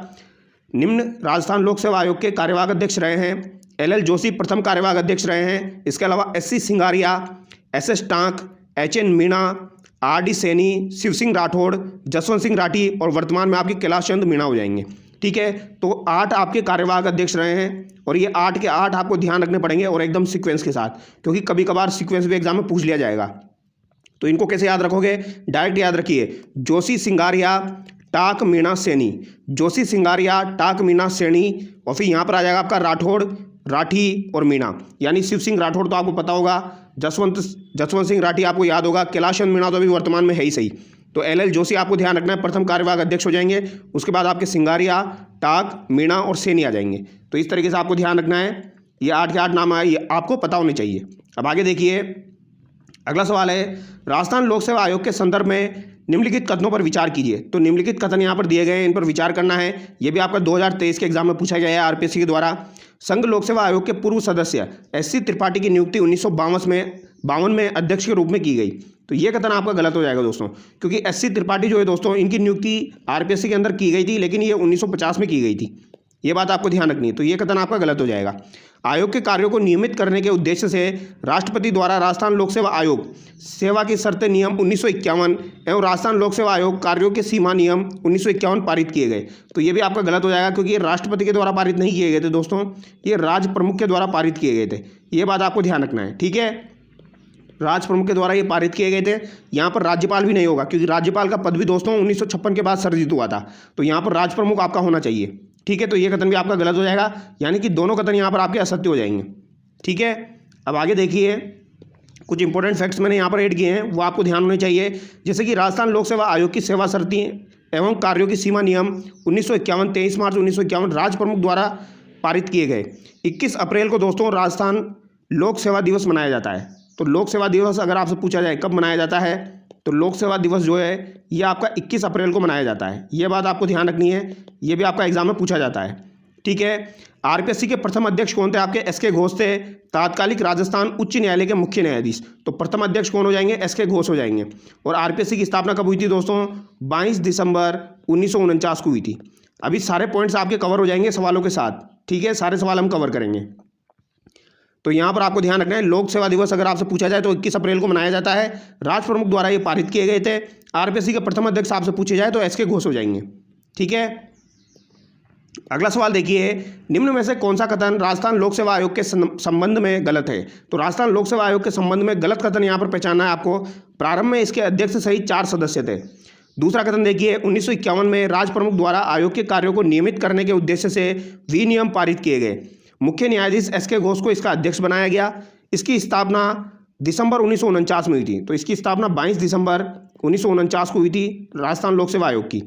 मुख्य न्यायाधीश SK घोष हो जाएंगे। ये बात भी सही है और ये बात भी आपकी सही है, क्योंकि यहाँ पर आपका राज प्रमुख दिया गया है दोस्तों। ठीक है, यहाँ पर गलत कथन आपका पहला हो जाएगा, क्योंकि प्रारंभ में इसके अध्यक्ष सहित कितने सदस्य थे, 2 सदस्य थे। ये बात आपको ध्यान रखनी है। वर्तमान में कितने हैं, 1 + 7 है। प्रारंभ में कितने थे, 1 + 2 थे। फिर बाद में 1 + 3 हुए, फिर आपके 1 + 4 हुए, फिर आपके दोस्तों 1 + 5 हुए। अब ये किस किस सन में हुए थे वो एक बार हम देख लेते हैं। ठीक है, जैसे कि नियुक्ति का प्रावधान जो है वो 316(1) में दिया गया है। मैंने आपको बताया था 316(1) में नियुक्ति का प्रावधान है, 316(2) में आपका पदावधि का प्रावधान है और 316(2)(a) में आपका त्यागपत्र का प्रावधान है। ये आपको ध्यान रखना है। RPSC के अध्यक्ष व सदस्यों की नियुक्ति राज्यपाल करता है। ये बात बिल्कुल सही है और राज्य मंत्रिपरिषद की सलाह से करता है। संयुक्त लोक सेवा आयोग के अध्यक्ष व सदस्यों की नियुक्ति राष्ट्रपति करेगा। मैंने आपको पहले बता दिया, अगर बात RPSC की जाएगी तो राज्यपाल आएगा, लेकिन बात अगर दोस्तों JPSC की जाएगी तो सारे काम कौन करेगा, राष्ट्रपति करेगा। ये बात आपको ध्यान रखनी है। RPSC के अंदर एक ही जगह पर आपका राष्ट्रपति काम करता है जब पद से हटाना हो। पद से हटाना हो तब किसकी जरूरत पड़ती है, राष्ट्रपति की जरूरत पड़ती है RPSC के अंदर। ये बात आपको ध्यान रखनी है। अब आगे देखिए, आरपीएससी की स्थापना के समय 1949 में एक अध्यक्ष और 2 सदस्य थे। कौन कौन थे दोस्तों? एक अध्यक्ष और 2 सदस्य थे। अध्यक्ष आपके एस के घोष हो जाएंगे, सदस्य देवी शंकर तिवारी और आपके NR चंदोकर हो जाएंगे। ठीक है, देवी शंकर तिवारी और NR चंदोकर हो जाएंगे। 1949 के समय आपके एक अध्यक्ष और 2 सदस्य थे। फिर 1968 में क्या हुआ? कार्यभार बढ़ा। तो कार्यभार बढ़ा तो इन्होंने पदों की संख्या बढ़ाई। इन्होंने क्या किया? 1+3 कर दिया। 1968 में से क्या कर दिया? 1+3 कर दिया। फिर 1973 में से दोबारा से बढ़ाया। 1973 में 1+4 कर दिया। ये बात आपको ध्यान रखनी है। फिर 2011 में 1981 में फिर से बढ़ाया और फिर कितना कर दिया? 1+5 कर दिया। और फिर 2011 में अंतिम रूप से 1+7 कर दिया। ये आपको ध्यान रखना है। यानी कि इन्होंने 3 बार जो है दोस्तों वो सदस्य बढ़ाए हैं। ये बात आपको ध्यान रखनी है। 1968 में 1+3, 1973 में 1+4, 1981 में 1+5 किया और 2011 में 1+7 किया। तो आपसे पूछा जा सकता है दोस्तों, कथन देके पूछा जा सकता है प्रारंभ में कितने थे, फिर 1968 में कितने बढ़ाए, 1973 में कितने बढ़ाए, 1981 में कितने थे और 2011 में अंतिम रूप से 1+7 हुए। तो ये बात आपको ध्यान रखनी है। ठीक है, ये मैंने यहाँ पर ऐड कर दिया है। 1968 में बढ़ाकर 1+3 किया, 1973 में 1+4 किया, 1981 में बढ़ाकर 1+5 किया, 2011 में 1 अध्यक्ष और 7 सदस्य हो गए। तो याद रह जाएगा 1968, 1973, 1981 और आपका 2011। यहाँ पर तो आपके कितने हो जाएंगे? 1968 में 1+3, 1+4, 1+5 और 2011 में अंतिम रूप से 1+7 हो जाएंगे आपके। तो टोटल कितने सदस्य हो जाएंगे? अभी 8 सदस्य हो जाएंगे। और आरपीएससी में सदस्यों की संख्या कितनी होगी ये राज्यपाल निश्चित करता है नियम बनाकर। कौन निश्चित करेगा? राज्यपाल निश्चित करेगा। ये बात आपको ध्यान रखनी है। अब अगला सवाल देखिए, एकदम शानदार सवाल है। राजस्थान लोक सेवा आयोग से संबंधित कौन सा कथन यहाँ पर गलत है? एकदम शानदार सवाल मैं आप लोगों के लिए लेके आया हूँ। कौन सा कथन यहाँ पर गलत है? राजस्थान लोक सेवा आयोग 22 दिसंबर 1949 से प्रभाव में आया। ये बात आपकी बिल्कुल सही है। भारतीय संविधान के अनुच्छेद 234, 315 से 323 तक लोक सेवा आयोग के विभिन्न कार्यों और शक्तियों से संबंधित है। तो दोस्तों 315 से लेकर 323 तक राजस्थान लोक सेवा आयोग का उल्लेख किया गया है। इसके साथ साथ 234 और अनुच्छेद 16 में भी आपका राजस्थान लोक सेवा आयोग जो है इनके कार्यों का उल्लेख मिलता है। तो ये बात आपको ध्यान रखनी है। 234 और 16 में भी इनका उल्लेख मिलेगा। तो यहाँ पर 234 जो दिया गया है वो भी सही है। इसके अलावा अगर अनुच्छेद 16 भी दिया जाता तो वो भी सही होता। प्रारंभ में आयोग में 1 अध्यक्ष और 3 सदस्य थे। तो ये आपका गलत हो जाएगा। प्रारंभ में 1 अध्यक्ष और 2 सदस्य थे। ये बात आपको ध्यान रखनी है। 1968 में 1+3 हुए। 1973 में आपके कितने हो गए दोस्तों? 1973 में आपके 1+4 हो गए। फिर 1981 में आपके कितने हो गए? 1+5 हो गए और 2011 में आपके 1+7 हो गए। ये आपको ध्यान रखना है। राजस्थान के गठन के समय 22 प्रांतों में से केवल 3 प्रांत जयपुर, जोधपुर, बीकानेर में ही लोक सेवा आयोग कार्यरत थे। तो ये बात बिल्कुल सही है। आपके 3 प्रांत है, जयपुर, जोधपुर, बीकानेर, यहाँ पर आपके लोक सेवा आयोग कार्यरत थे। ठीक है, अब आगे देखिए, निम्नांकित में से कौन राजस्थान लोक सेवा आयोग की दूसरी महिला सदस्य के रूप में नियुक्त हुई? तो राजस्थान लोक सेवा आयोग जो है दोस्तों आरपीएससी की दूसरी महिला सदस्य के रूप में आपकी कौन नियुक्त हुई है? कांता कथूरिया, दिव्या सिंह, कमला भील या प्रकाशवती शर्मा? तो यहाँ पर आपका राइट आंसर हो जाएगा कमला भील। ये आपको ध्यान रखना है। कौन हो जाएगी? कमला भील, क्योंकि यहाँ पर दूसरी पूछी गई है। प्रथम पूछी जाती तो आपकी कौन हो जाती? कांता कथूरिया हो जाती। ये बात आपको ध्यान रखनी। कौन हो जाती? कांता कथूरिया हो जाती। तो ये इंपॉर्टेंट पॉइंट है, ये आपको ध्यान रखने दोस्तों। ठीक है, और ये सवाल मैं अपनी तरफ से नहीं करवा रहा हूँ, 2022 में पूछा गया है। ये आपको ध्यान रखना है। अभी मैं आपको सारे क्लियर कर दूंगा दोस्तों। महिला सदस्य कौन कौन रही है? तो आरपीएससी में टोटल 7 महिला सदस्य रही है, अध्यक्ष एक भी नहीं रही है। अभी तक आरपीएससी के अंदर महिला अध्यक्ष एक बार भी नहीं बनी है। 7 महिला सदस्य रही है। कौन कौन रही है? सबसे पहली कांता कथूरिया, दूसरे नंबर की कमला भील, तीसरे नंबर की प्रकाशवती शर्मा, चौथे नंबर की दिव्या सिंह, 5वें नंबर की राजकुमारी गुज्जर, 6ठे नंबर की संगीता आर्य और अभी 7वें नंबर की आपकी कौन है? मंजू शर्मा। 6ठे और 7वें नंबर की जो है वो अभी आपके आरपीएससी में है, मौजूद है अभी। ठीक है, तो कांता कथूरिया पहले ही, दूसरी आपकी कमला भील है, फिर प्रकाशवती शर्मा है, फिर आपकी दिव्या सिंह है, फिर राजकुमारी गुज्जर है, संगीता आर्य है, मंजू शर्मा है। अगर यहाँ से सवाल पूछा जाए तो आप गलत मत करना दोस्तों। 7 के 7 सदस्य आपको याद होनी चाहिए। 7 महिला सदस्य अब तक रही है। ठीक है, कांता कथूरिया, कमला भील, प्रकाशवती शर्मा, दिव्या सिंह, राजकुमारी गुज्जर, संगीता आर्य और मंजू शर्मा। अब अगला सवाल देखिए, राजस्थान लोक सेवा आयोग के सदस्य को पद से हटाया जाता है। तो पद से हटाया जाता है तो हटाएगा कौन दोस्तों? हटाएगा तो राष्ट्रपति। तो यहाँ पर राष्ट्रपति के द्वारा सर्वोच्च न्यायालय के जांच के बाद हटाया जाता है। ऑप्शन डी यहाँ पर आपका करेक्ट हो जाएगा। ये बात आपको ध्यान रखनी है।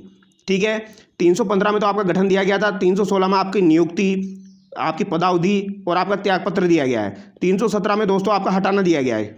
ये बात आपको ध्यान रखनी। 317 में आपका हटाना दिया गया है और 317(1) में आपका राष्ट्रपति के द्वारा हटाना दिया गया है। 317(2) में राज्यपाल के द्वारा निलंबन दिया गया है दोस्तों। और एक आता है आपका 317(3), इसमें दोस्तों कदाचार के अलावा राष्ट्रपति अन्य कारणों से भी हटा सकता है, जैसे दिवालिया हो जाए तो उसके कारण भी राष्ट्रपति हटा सकता है। तो ये 317(3) में दिया गया है और कदाचार के आधार पर 317(1) में दिया गया है। तो ऑप्शन डी यहाँ पर आपका करेक्ट होगा। अगला सवाल देखिए, राजस्थान राज्य के गठन के समय अनुबंध करने वाले कुल 22 प्रांतों में से मात्र में ही लोक सेवा आयोग कार्यरत थे। तो 22 प्रांतों में से केवल 3 प्रांत आपके ऐसे थे जहां पर लोक सेवा आयोग स्वतंत्रता से पहले कार्यरत थे। कौन कौन से हो जाएंगे? एक तो आपका जोधपुर हो जाएगा सबसे पहला। कौन सा हो जाएगा? जोधपुर। 1939 में इसकी स्थापना हुई थी और ये किसके तहत हुई थी? भारत शासन अधिनियम 1935 के तहत हुई थी। और जयपुर में आपका हो जाएगा एक, जयपुर में इसकी 1940 में स्थापना हुई थी लोक सेवा आयोग की। और अगर बात की जाए बीकानेर की, तो बीकानेर में भी आपका स्वतंत्रता से पहले लोक सेवा आयोग था और इसकी स्थापना आपकी 1946 में हुई थी। तो ये 3 लोक सेवा आयोग जो है दोस्तों, ये स्वतंत्रता से पहले कार्यरत थे। ये बात आपको ध्यान रखनी है। और ये सवाल आपका 2023 में पूछा गया है। देखिए कितना इंपॉर्टेंट सवाल है। तो यहाँ पर आपका राइट आंसर क्या हो जाएगा? 3 हो जाएगा। जोधपुर 1939, जयपुर 1940, बीकानेर 1946। तो यहाँ पर आपका राइट आंसर डी हो जाएगा ऑप्शन। ये आपको ध्यान रखना है, ठीक है। अगला सवाल देखिए, राजस्थान लोक सेवा आयोग कब से प्रभाव में आया? तो राजस्थान लोक सेवा आयोग कब से प्रभाव में आया? तो 22 दिसंबर 1949 को आरपीएससी की स्थापना हुई थी दोस्तों। ये बात आपको ध्यान रखनी है, ठीक है। अगला सवाल देखिए, राजस्थान लोक सेवा आयोग से संबंधित निम्न कथनों पर विचार कीजिए। तो यहाँ पर इन कथनों पर विचार करना है। राजस्थान लोक सेवा आयोग का सदस्य अपने पद ग्रहण की तारीख से 6 वर्ष की अवधि या 62 वर्ष की आयु प्राप्त कर लेने तक इनमें से जो भी पहले हो अपना पद धारण करेगा। तो ये बात बिल्कुल सही है। 662 मैंने आपको बता दिया। कोई व्यक्ति जो राजस्थान लोक सेवा आयोग के सदस्य के रूप में पद धारण करता है और अपनी पदावधि की समाप्ति पर उस पद पर पुनः नियुक्ति का पात्र नहीं होगा। तो ये बात भी आपकी बिल्कुल सही है, पुनः नियुक्ति का पात्र नहीं होगा, लेकिन वो किसी दूसरी पीएससी में वो पद धारण कर सकता है, यूपीएससी के अंदर वो पद धारण कर सकता है और राज्यपाल का पद भी वो धारण कर सकता है। ये बात भी आपको ध्यान रखना है। तो यहाँ पर आपका राइट आंसर क्या हो जाएगा? दोनों सही हो जाएंगे। ऑप्शन सी यहाँ पर आपका करेक्ट होगा। अगला सवाल देखिए, निम्नलिखित में से राजस्थान के कौन से मुख्य सचिव राजस्थान लोक सेवा आयोग के सदस्य रह चुके हैं? तो कौन से मुख्य सचिव है आपके जो कि राजस्थान लोक सेवा आयोग के सदस्य रह चुके हैं? आरपीएससी के सदस्य भी रहे हैं और मुख्य सचिव भी रहे हैं।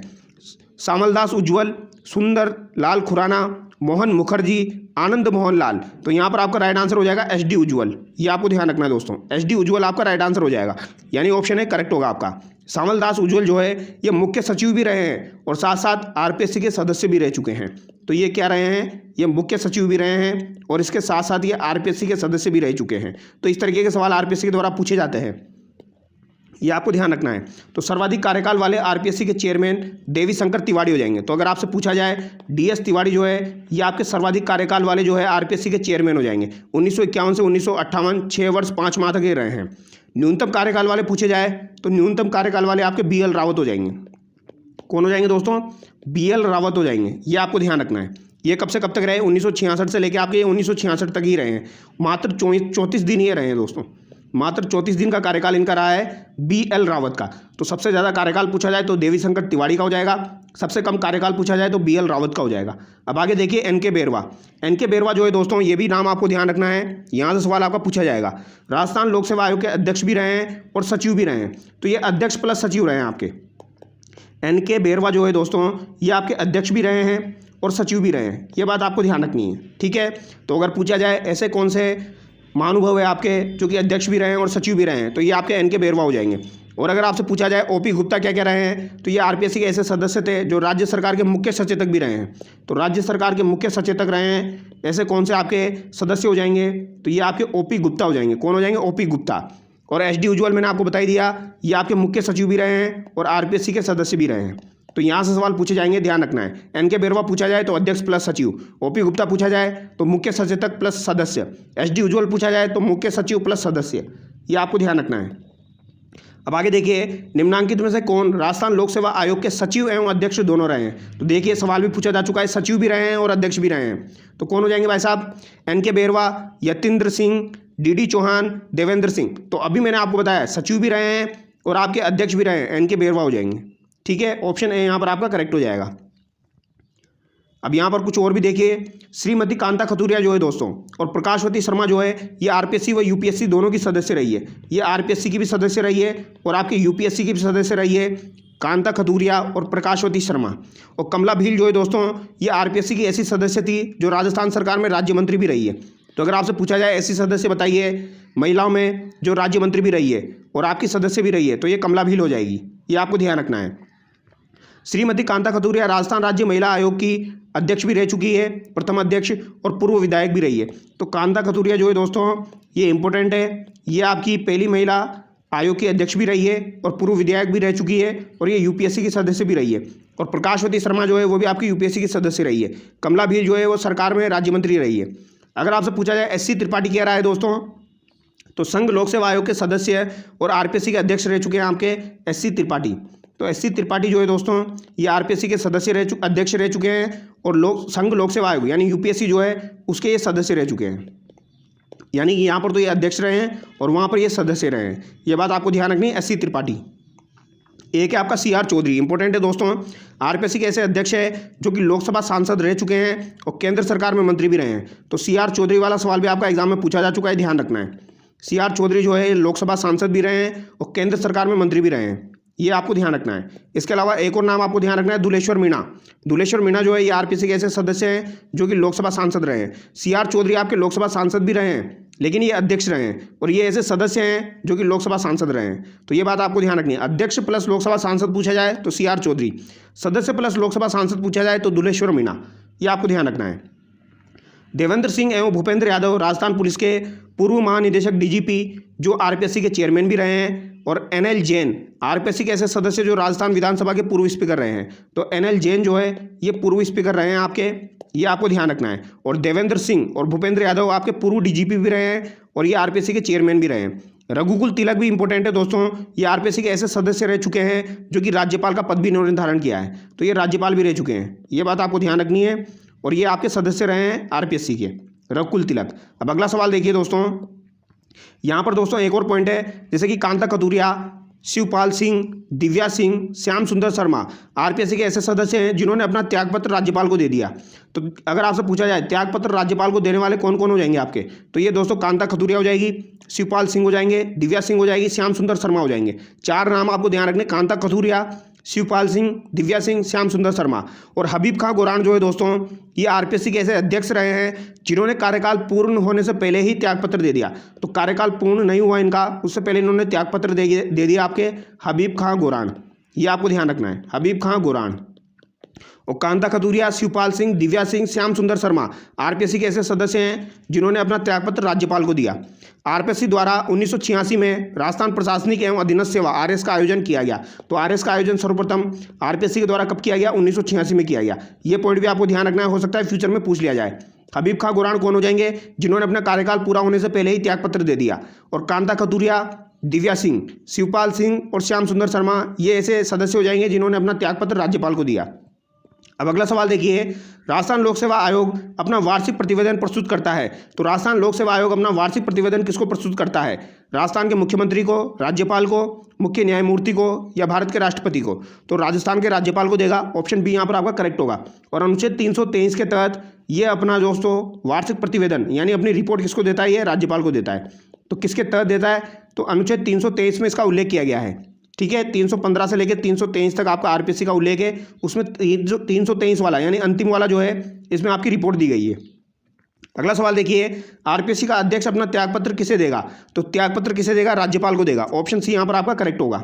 ठीक है, अगला सवाल देखिए, राजस्थान लोक सेवा आयोग के अध्यक्ष को निलंबित किया जा सकता है। तो निलंबित कौन करेगा दोस्तों, तो राजस्थान लोक सेवा आयोग के अध्यक्ष को निलंबित कौन करेगा, तो राज्यपाल करेगा। लेकिन हटाएगा कौन, राष्ट्रपति। तो अगर हटाने का पूछा जाए तो राष्ट्रपति हटाएगा, राष्ट्रपति।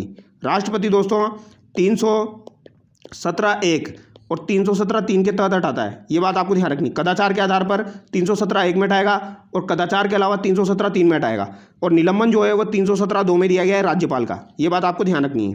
अगला सवाल देखिए, लोक सेवा दिवस किस दिन मनाया जाता है। तो लोक सेवा दिवस मैंने आपको बता दिया, लोक सेवा दिवस जो है दोस्तों ये आपका 22 जून, 21 सितंबर, 15 अगस्त, 21 अप्रैल। तो ये आपका 21 अप्रैल को मनाया जाता है।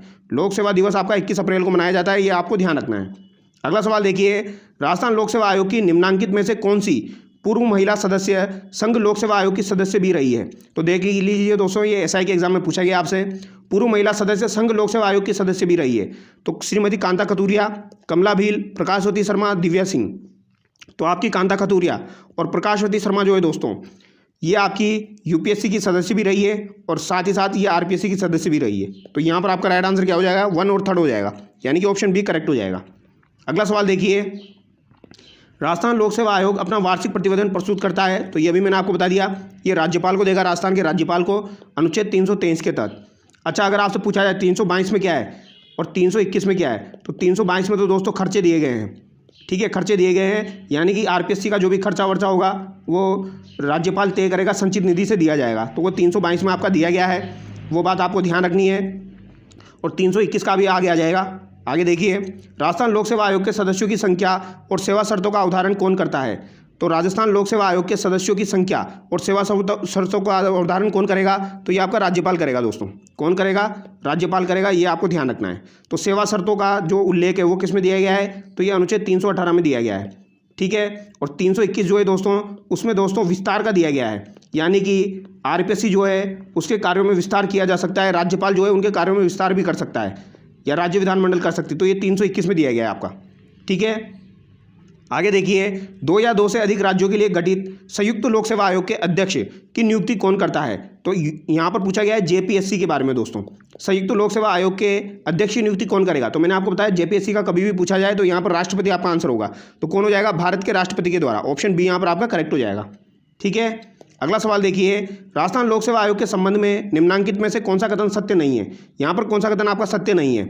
आयोग के सदस्य भारत के राष्ट्रपति द्वारा नियुक्त किए जाएंगे, आयोग के सदस्य अपने पद से भारत के राष्ट्रपति द्वारा हटाए जाएंगे, आयोग के सदस्यों का कार्यकाल अपने पद ग्रहण से 6 वर्ष या 62 वर्ष की आयु जो भी पहले होगा, आयोग के सदस्य संघ लोक सेवा आयोग के अध्यक्ष पद पर नियुक्त होने के पात्र होंगे। तो ये कथन आपका बिल्कुल सही है दोस्तों, ये कथन भी आपका सही है। आयोग के सदस्य अपने पद से भारत के राष्ट्रपति द्वारा हटाए जाएंगे, ये बात भी आपकी सही है। लेकिन आयोग के सदस्य जो है वो राष्ट्रपति द्वारा नियुक्त होंगे, ये बात गलत हो जाएगी, क्योंकि यहाँ पर कौन नियुक्त करेगा, राज्यपाल नियुक्त करेगा। हटाएगा राष्ट्रपति, निलंबन राज्यपाल करेगा। अगला सवाल देखिए, राजस्थान लोक सेवा आयोग के अध्यक्ष के रूप में निम्नांकित में से किसका कार्यकाल सबसे लंबा रहा है। तो ये मैंने आपको बता दिया था, डीएस तिवारी जो है दोस्तों, इसका कार्यकाल सबसे लंबा रहा है। और आपका बीएल रावत जो है उसका कार्यकाल सबसे कम रहा है, वो आपको ध्यान रखना है, ठीक है। अगला सवाल देखिए, राजस्थान लोक सेवा आयोग के संबंध में निम्न में से कौन सा कथन सही है। तो यहाँ पर कौन सा कथन आपका सही है वो पूछा गया है। तो 4 कथन दिए गए हैं दोस्तों।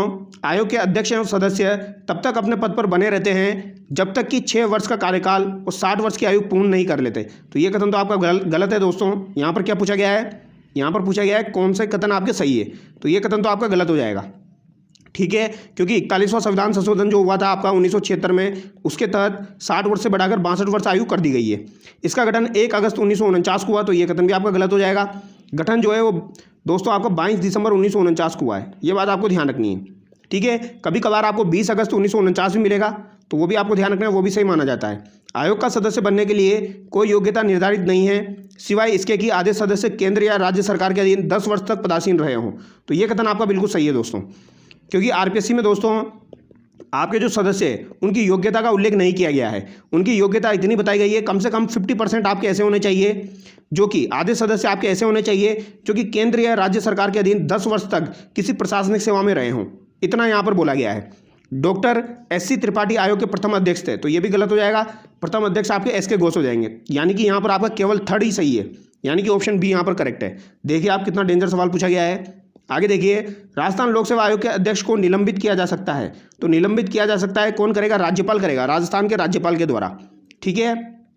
अगला सवाल देखिए, राजस्थान लोक सेवा आयोग के प्रथम अध्यक्ष कौन थे। तो प्रथम अध्यक्ष आपके कौन हो जाएंगे राजस्थान लोक सेवा आयोग के, तो वो आपके एस.के. घोष हो जाएंगे। ऑप्शन ए यहाँ पर आपका करेक्ट हो जाएगा।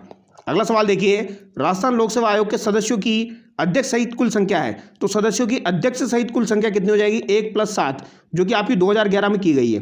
तो कितनी हो जाएगी, ये आपकी 8 हो जाएगी। तो अध्यक्ष सहित पूछा जाए तो 8 हो जाएगी, अध्यक्ष के बिना पूछा जाए तो 7 हो जाएगी। ये बात आपको ध्यान रखनी है दोस्तों, ठीक है।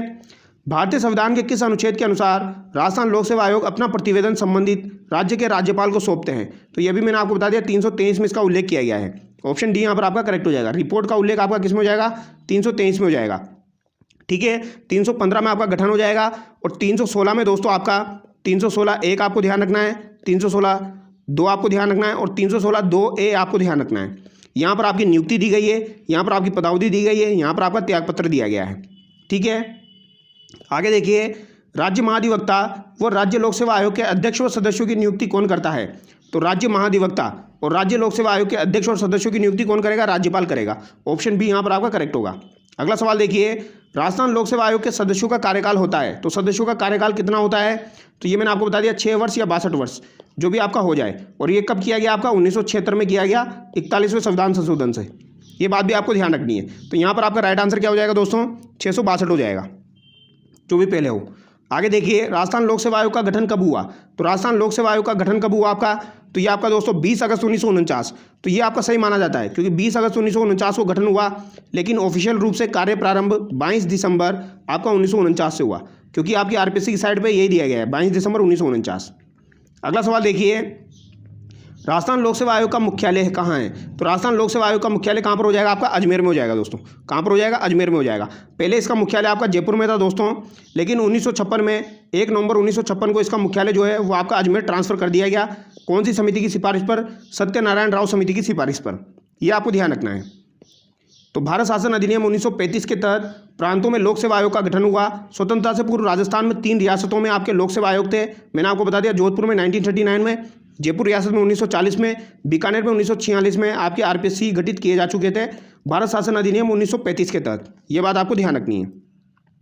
आगे देखिए, 1956 में राज्य पुनर्गठन के बाद किस समिति की सिफारिश पर राजस्थान लोक सेवा आयोग को अजमेर स्थानांतरित किया गया?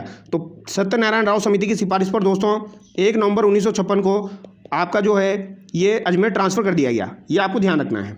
आगे देखिए, निम्न में से कौन सा कथन आपका असत्य है? यहाँ पर कौन सा कथन आपका असत्य है? राजस्थान लोक सेवा आयोग का उल्लेख भाग 14 के अनुच्छेद 315 से 323 में मिलता है। बिल्कुल सही बात है, लेकिन इसका कार्यों का उल्लेख 234 में और 16 में भी दिया गया है। ये बात भी आपको ध्यान रखनी है। राजस्थान लोक सेवा आयोग एक संवैधानिक परामर्शकारी निकाय है, तो बिल्कुल ये एक संवैधानिक निकाय है, क्योंकि इसका संविधान में उल्लेख मिलता है। राजस्थान लोक सेवा आयोग के अध्यक्ष पद की योग्यता का संविधान में उल्लेख नहीं है। ये बात भी बिल्कुल सही है आपकी। न्यूनतम कार्यकाल वाले राजस्थान लोक सेवा आयोग के चेयरमैन BL रावत, तो ये बात भी आपकी सही है। तो यहाँ पर आपके दोस्तों चारों कथन सही है। यहाँ पर आपके चारों कथन सही है, कोई सा भी यहाँ पर आपका असत्य नहीं है। ये बात आपको ध्यान रखनी है। ठीक है, यहाँ पर आपका राइट आंसर नोटा हो जाएगा। आगे देखिए, स्वतंत्रता से पूर्व राजस्थान की किस रियासत में लोक सेवा आयोग नहीं था? तो मैंने आपको बता दिया, जोधपुर में आपका 1939 में गठित हुआ। फिर उसके बाद 1940 में आपका कहाँ पर गठित हुआ? जयपुर में गठित हुआ। फिर उसके बाद आपका 1946 में बीकानेर में गठित हुआ। अब आप देख लीजिए, इन तीनों के अलावा कौन सा दिया गया है? यहाँ पर जोधपुर है आपका, बीकानेर भी है और जयपुर भी है, उदयपुर नहीं है। ऑप्शन सी यहाँ पर आपका करेक्ट होगा। आगे देखिए, निम्नलिखित में से कौन सा कथन यहाँ पर असत्य है? तो कौन सा कथन असत्य है? 41वां संविधान संशोधन 1976 द्वारा आरपीएससी के अध्यक्ष व सदस्यों की सेवानिवृत्ति की आयु 60 वर्ष से बढ़ाकर 62 वर्ष कर दी गई। तो ये बात बिल्कुल सही है। आरपीएससी लोक सेवकों के विरुद्ध अनुशासनात्मक कार्यवाही हेतु सिफारिश करती है। तो ये बात भी सही है। आरपीएससी के अध्यक्ष व सदस्यों के वेतन भत्ते भारत की संचित निधि से दिए जाते हैं। तो ये बात भी आपकी सही है दोस्तों। आरपीएससी के सचिव भारतीय प्रशासनिक सेवा के अधिकारी होते हैं। आरपीएससी के अराजपत्रित अधिकारियों की नियुक्ति सचिव करता है अध्यक्ष की सलाह पर। तो यहाँ पर दोस्तों आपका पूछा गया है कौन सा कथन यहाँ पर असत्य है? तो यहाँ पर दोस्तों आपका ऑप्शन डी जो है ये तो बिल्कुल सही है। अध्यक्ष व सदस्यों के वेतन भत्ते भारत की संचित निधि पर दिए जाएंगे, ये बात भी आपकी सही है। यहाँ पर दोस्तों ये कथन गलत दिया गया है, अनुशासनात्मक कार्रवाई वाला गलत दिया गया है। ऑप्शन बी यहाँ पर आपका करेक्ट हो जाएगा। ठीक है, आरपीएससी लोक सेवकों के विरुद्ध अनुशासनात्मक कार्यवाही हेतु सिफारिश करती है, ये कथन आपका गलत हो जाएगा। 60 वर्ष से 62 वर्ष वाला भी आपका सही हो जाएगा। तो ऑप्शन बी यहाँ पर आपका गलत होगा। निम्न में से किस मामले में राज्य लोक सेवा आयोग से परामर्श नहीं लिया जाता है? तो राजस्थान लोक सेवा आयोग से परामर्श नहीं लिया जाता है किस मामले में? राज्य सिविल सेवा के लिए भर्ती की पद्धति पर लिया जाएगा, सिविल सेवाओं की नियुक्ति में अनुसरण करने वाले सिद्धांतों पर भी लिया जाएगा, सिविल सेवाओं में प्रोन्नति एवं एक सेवा से दूसरी सेवा में अंतरण के लिए अनुसरण लिए जाने वाले सिद्धांतों पर, और सिविल सेवकों का स्थानांतरण पर। तो बताइए दोस्तों यहाँ पर राइट आंसर क्या होगा? सिविल सेवाओं की नियुक्ति के अनुसरण के लिए किए जाने वाले सिद्धांतों पर भी लिया जाएगा। तो ये बात भी आपकी बिल्कुल सही है दोस्तों। इसके अलावा यहाँ पर दिया गया है आरपीएससी के सिविल सेवाओं में प्रोन्नति एक सेवा से दूसरी सेवा में अंतरण के लिए अनुसरण किए जाने वाले सिद्धांतों पर और सिविल सेवकों का स्थानांतरण पर। तो यहाँ पर ए और बी तो आपका बिल्कुल सही दिया गया है। सी में यहाँ पर डाउट है, क्योंकि सिविल सेवाओं में प्रोन्नति एवं एक सेवा से दूसरी सेवा में अंतरण के लिए अनुसरण लिए जाने वाले सिद्धांतों पर, और एक दिया गया है सिविल सेवकों का स्थानांतरण पर। तो यहाँ पर आपका राइट आंसर क्या हो जाएगा दोस्तों? तो यहाँ पर आपका राइट आंसर हो जाएगा सिविल सेवकों के स्थानांतरण पर। ऑप्शन डी यहाँ पर आपका करेक्ट हो जाएगा। ठीक है, अगला सवाल देखिए, निम्नलिखित में से कौन सा द्वितीय प्रशासनिक सुधार आयोग द्वारा राज्य लोक सेवा आयोग के कार्यों के बारे में सुझाव नहीं दिया गया है? तो कौन सा सुझाव नहीं दिया गया है? राज्य सरकार के अधीन उच्च स्तरीय पदों श्रेणी 1 और श्रेणी 2 के विभिन्न राज्य के कैडर पदों के लिए उम्मीदवारों की भर्ती, एक सेवा से दूसरी सेवा में अंतरण के लिए राज्य सरकार का परामर्श, विभागीय पदोन्नति संबंधित समिति द्वारा वरिष्ठ स्तरीय पदोन्नति के लिए सरकार को परामर्श, सरकारी महाविद्यालयों एवं पूर्णतः राजकोषीय घोषित विश्वविद्यालयों की इकाइयों में शैक्षणिक पदों पर भर्ती के लिए पदोन्नति। तो यहाँ पर कौन सा कथन आपका गलत हो जाएगा? तो यहाँ पर भी वही हो जाएगा दोस्तों, एक सेवा से आपका दूसरी सेवा में जो अंतरण दिया गया है राज्य सरकार, इसमें ये परामर्श नहीं करेगा। ऑप्शन बी यहाँ पर आपका करेक्ट होगा। अगला सवाल देखिए, निम्नांकित में से किसका कार्यकाल राजस्थान लोक सेवा आयोग के अध्यक्ष के रूप में सबसे लंबा रहा है? तो ये आपका DS तिवारी का रहा है दोस्तों। ये आपका 2024 में पूछा गया है, ये आपको ध्यान रखना है। और अगर आपसे पूछा जाए दोस्तों, राजस्थान लोक सेवा आयोग जो है इसके प्रथम सचिव आपके कौन रहे हैं? तो प्रथम सचिव आपके श्याम सुंदर शर्मा रहे हैं। प्रथम सचिव आपके श्याम सुंदर शर्मा रहे हैं। और प्रथम महिला सचिव कौन रही है? तो ओटिमा बोडिया रही है। ये बात आपको ध्यान रखनी है। तो RPSC की आपकी प्रथम सचिव श्याम सुंदर शर्मा रहे हैं और प्रथम महिला सचिव ओटिमा बोडिया रही है। राजस्थान लोक सेवा आयोग को 6 संभागों में बांटा गया है, प्रशासनिक संभाग, भर्ती संभाग, परीक्षा संभाग, लेखा संभाग, विधि संभाग, शोध संभाग। और ये स्थानांतरण का कार्य नहीं करती है, ये बात आपको ध्यान रखनी है। ठीक है, अंतरण का कार्य ये नहीं करेगी। राजस्थान लोकायुक्त और उप लोकायुक्त अधिनियमों को राष्ट्रपति की स्वीकृति कब प्राप्त हुई? तो राजस्थान के अंदर जो लोकायुक्त और उप लोकायुक्त अधिनियम है उसको राष्ट्रपति की स्वीकृति कब प्राप्त हुई? 1983, 1973, 1977 या फिर 1985?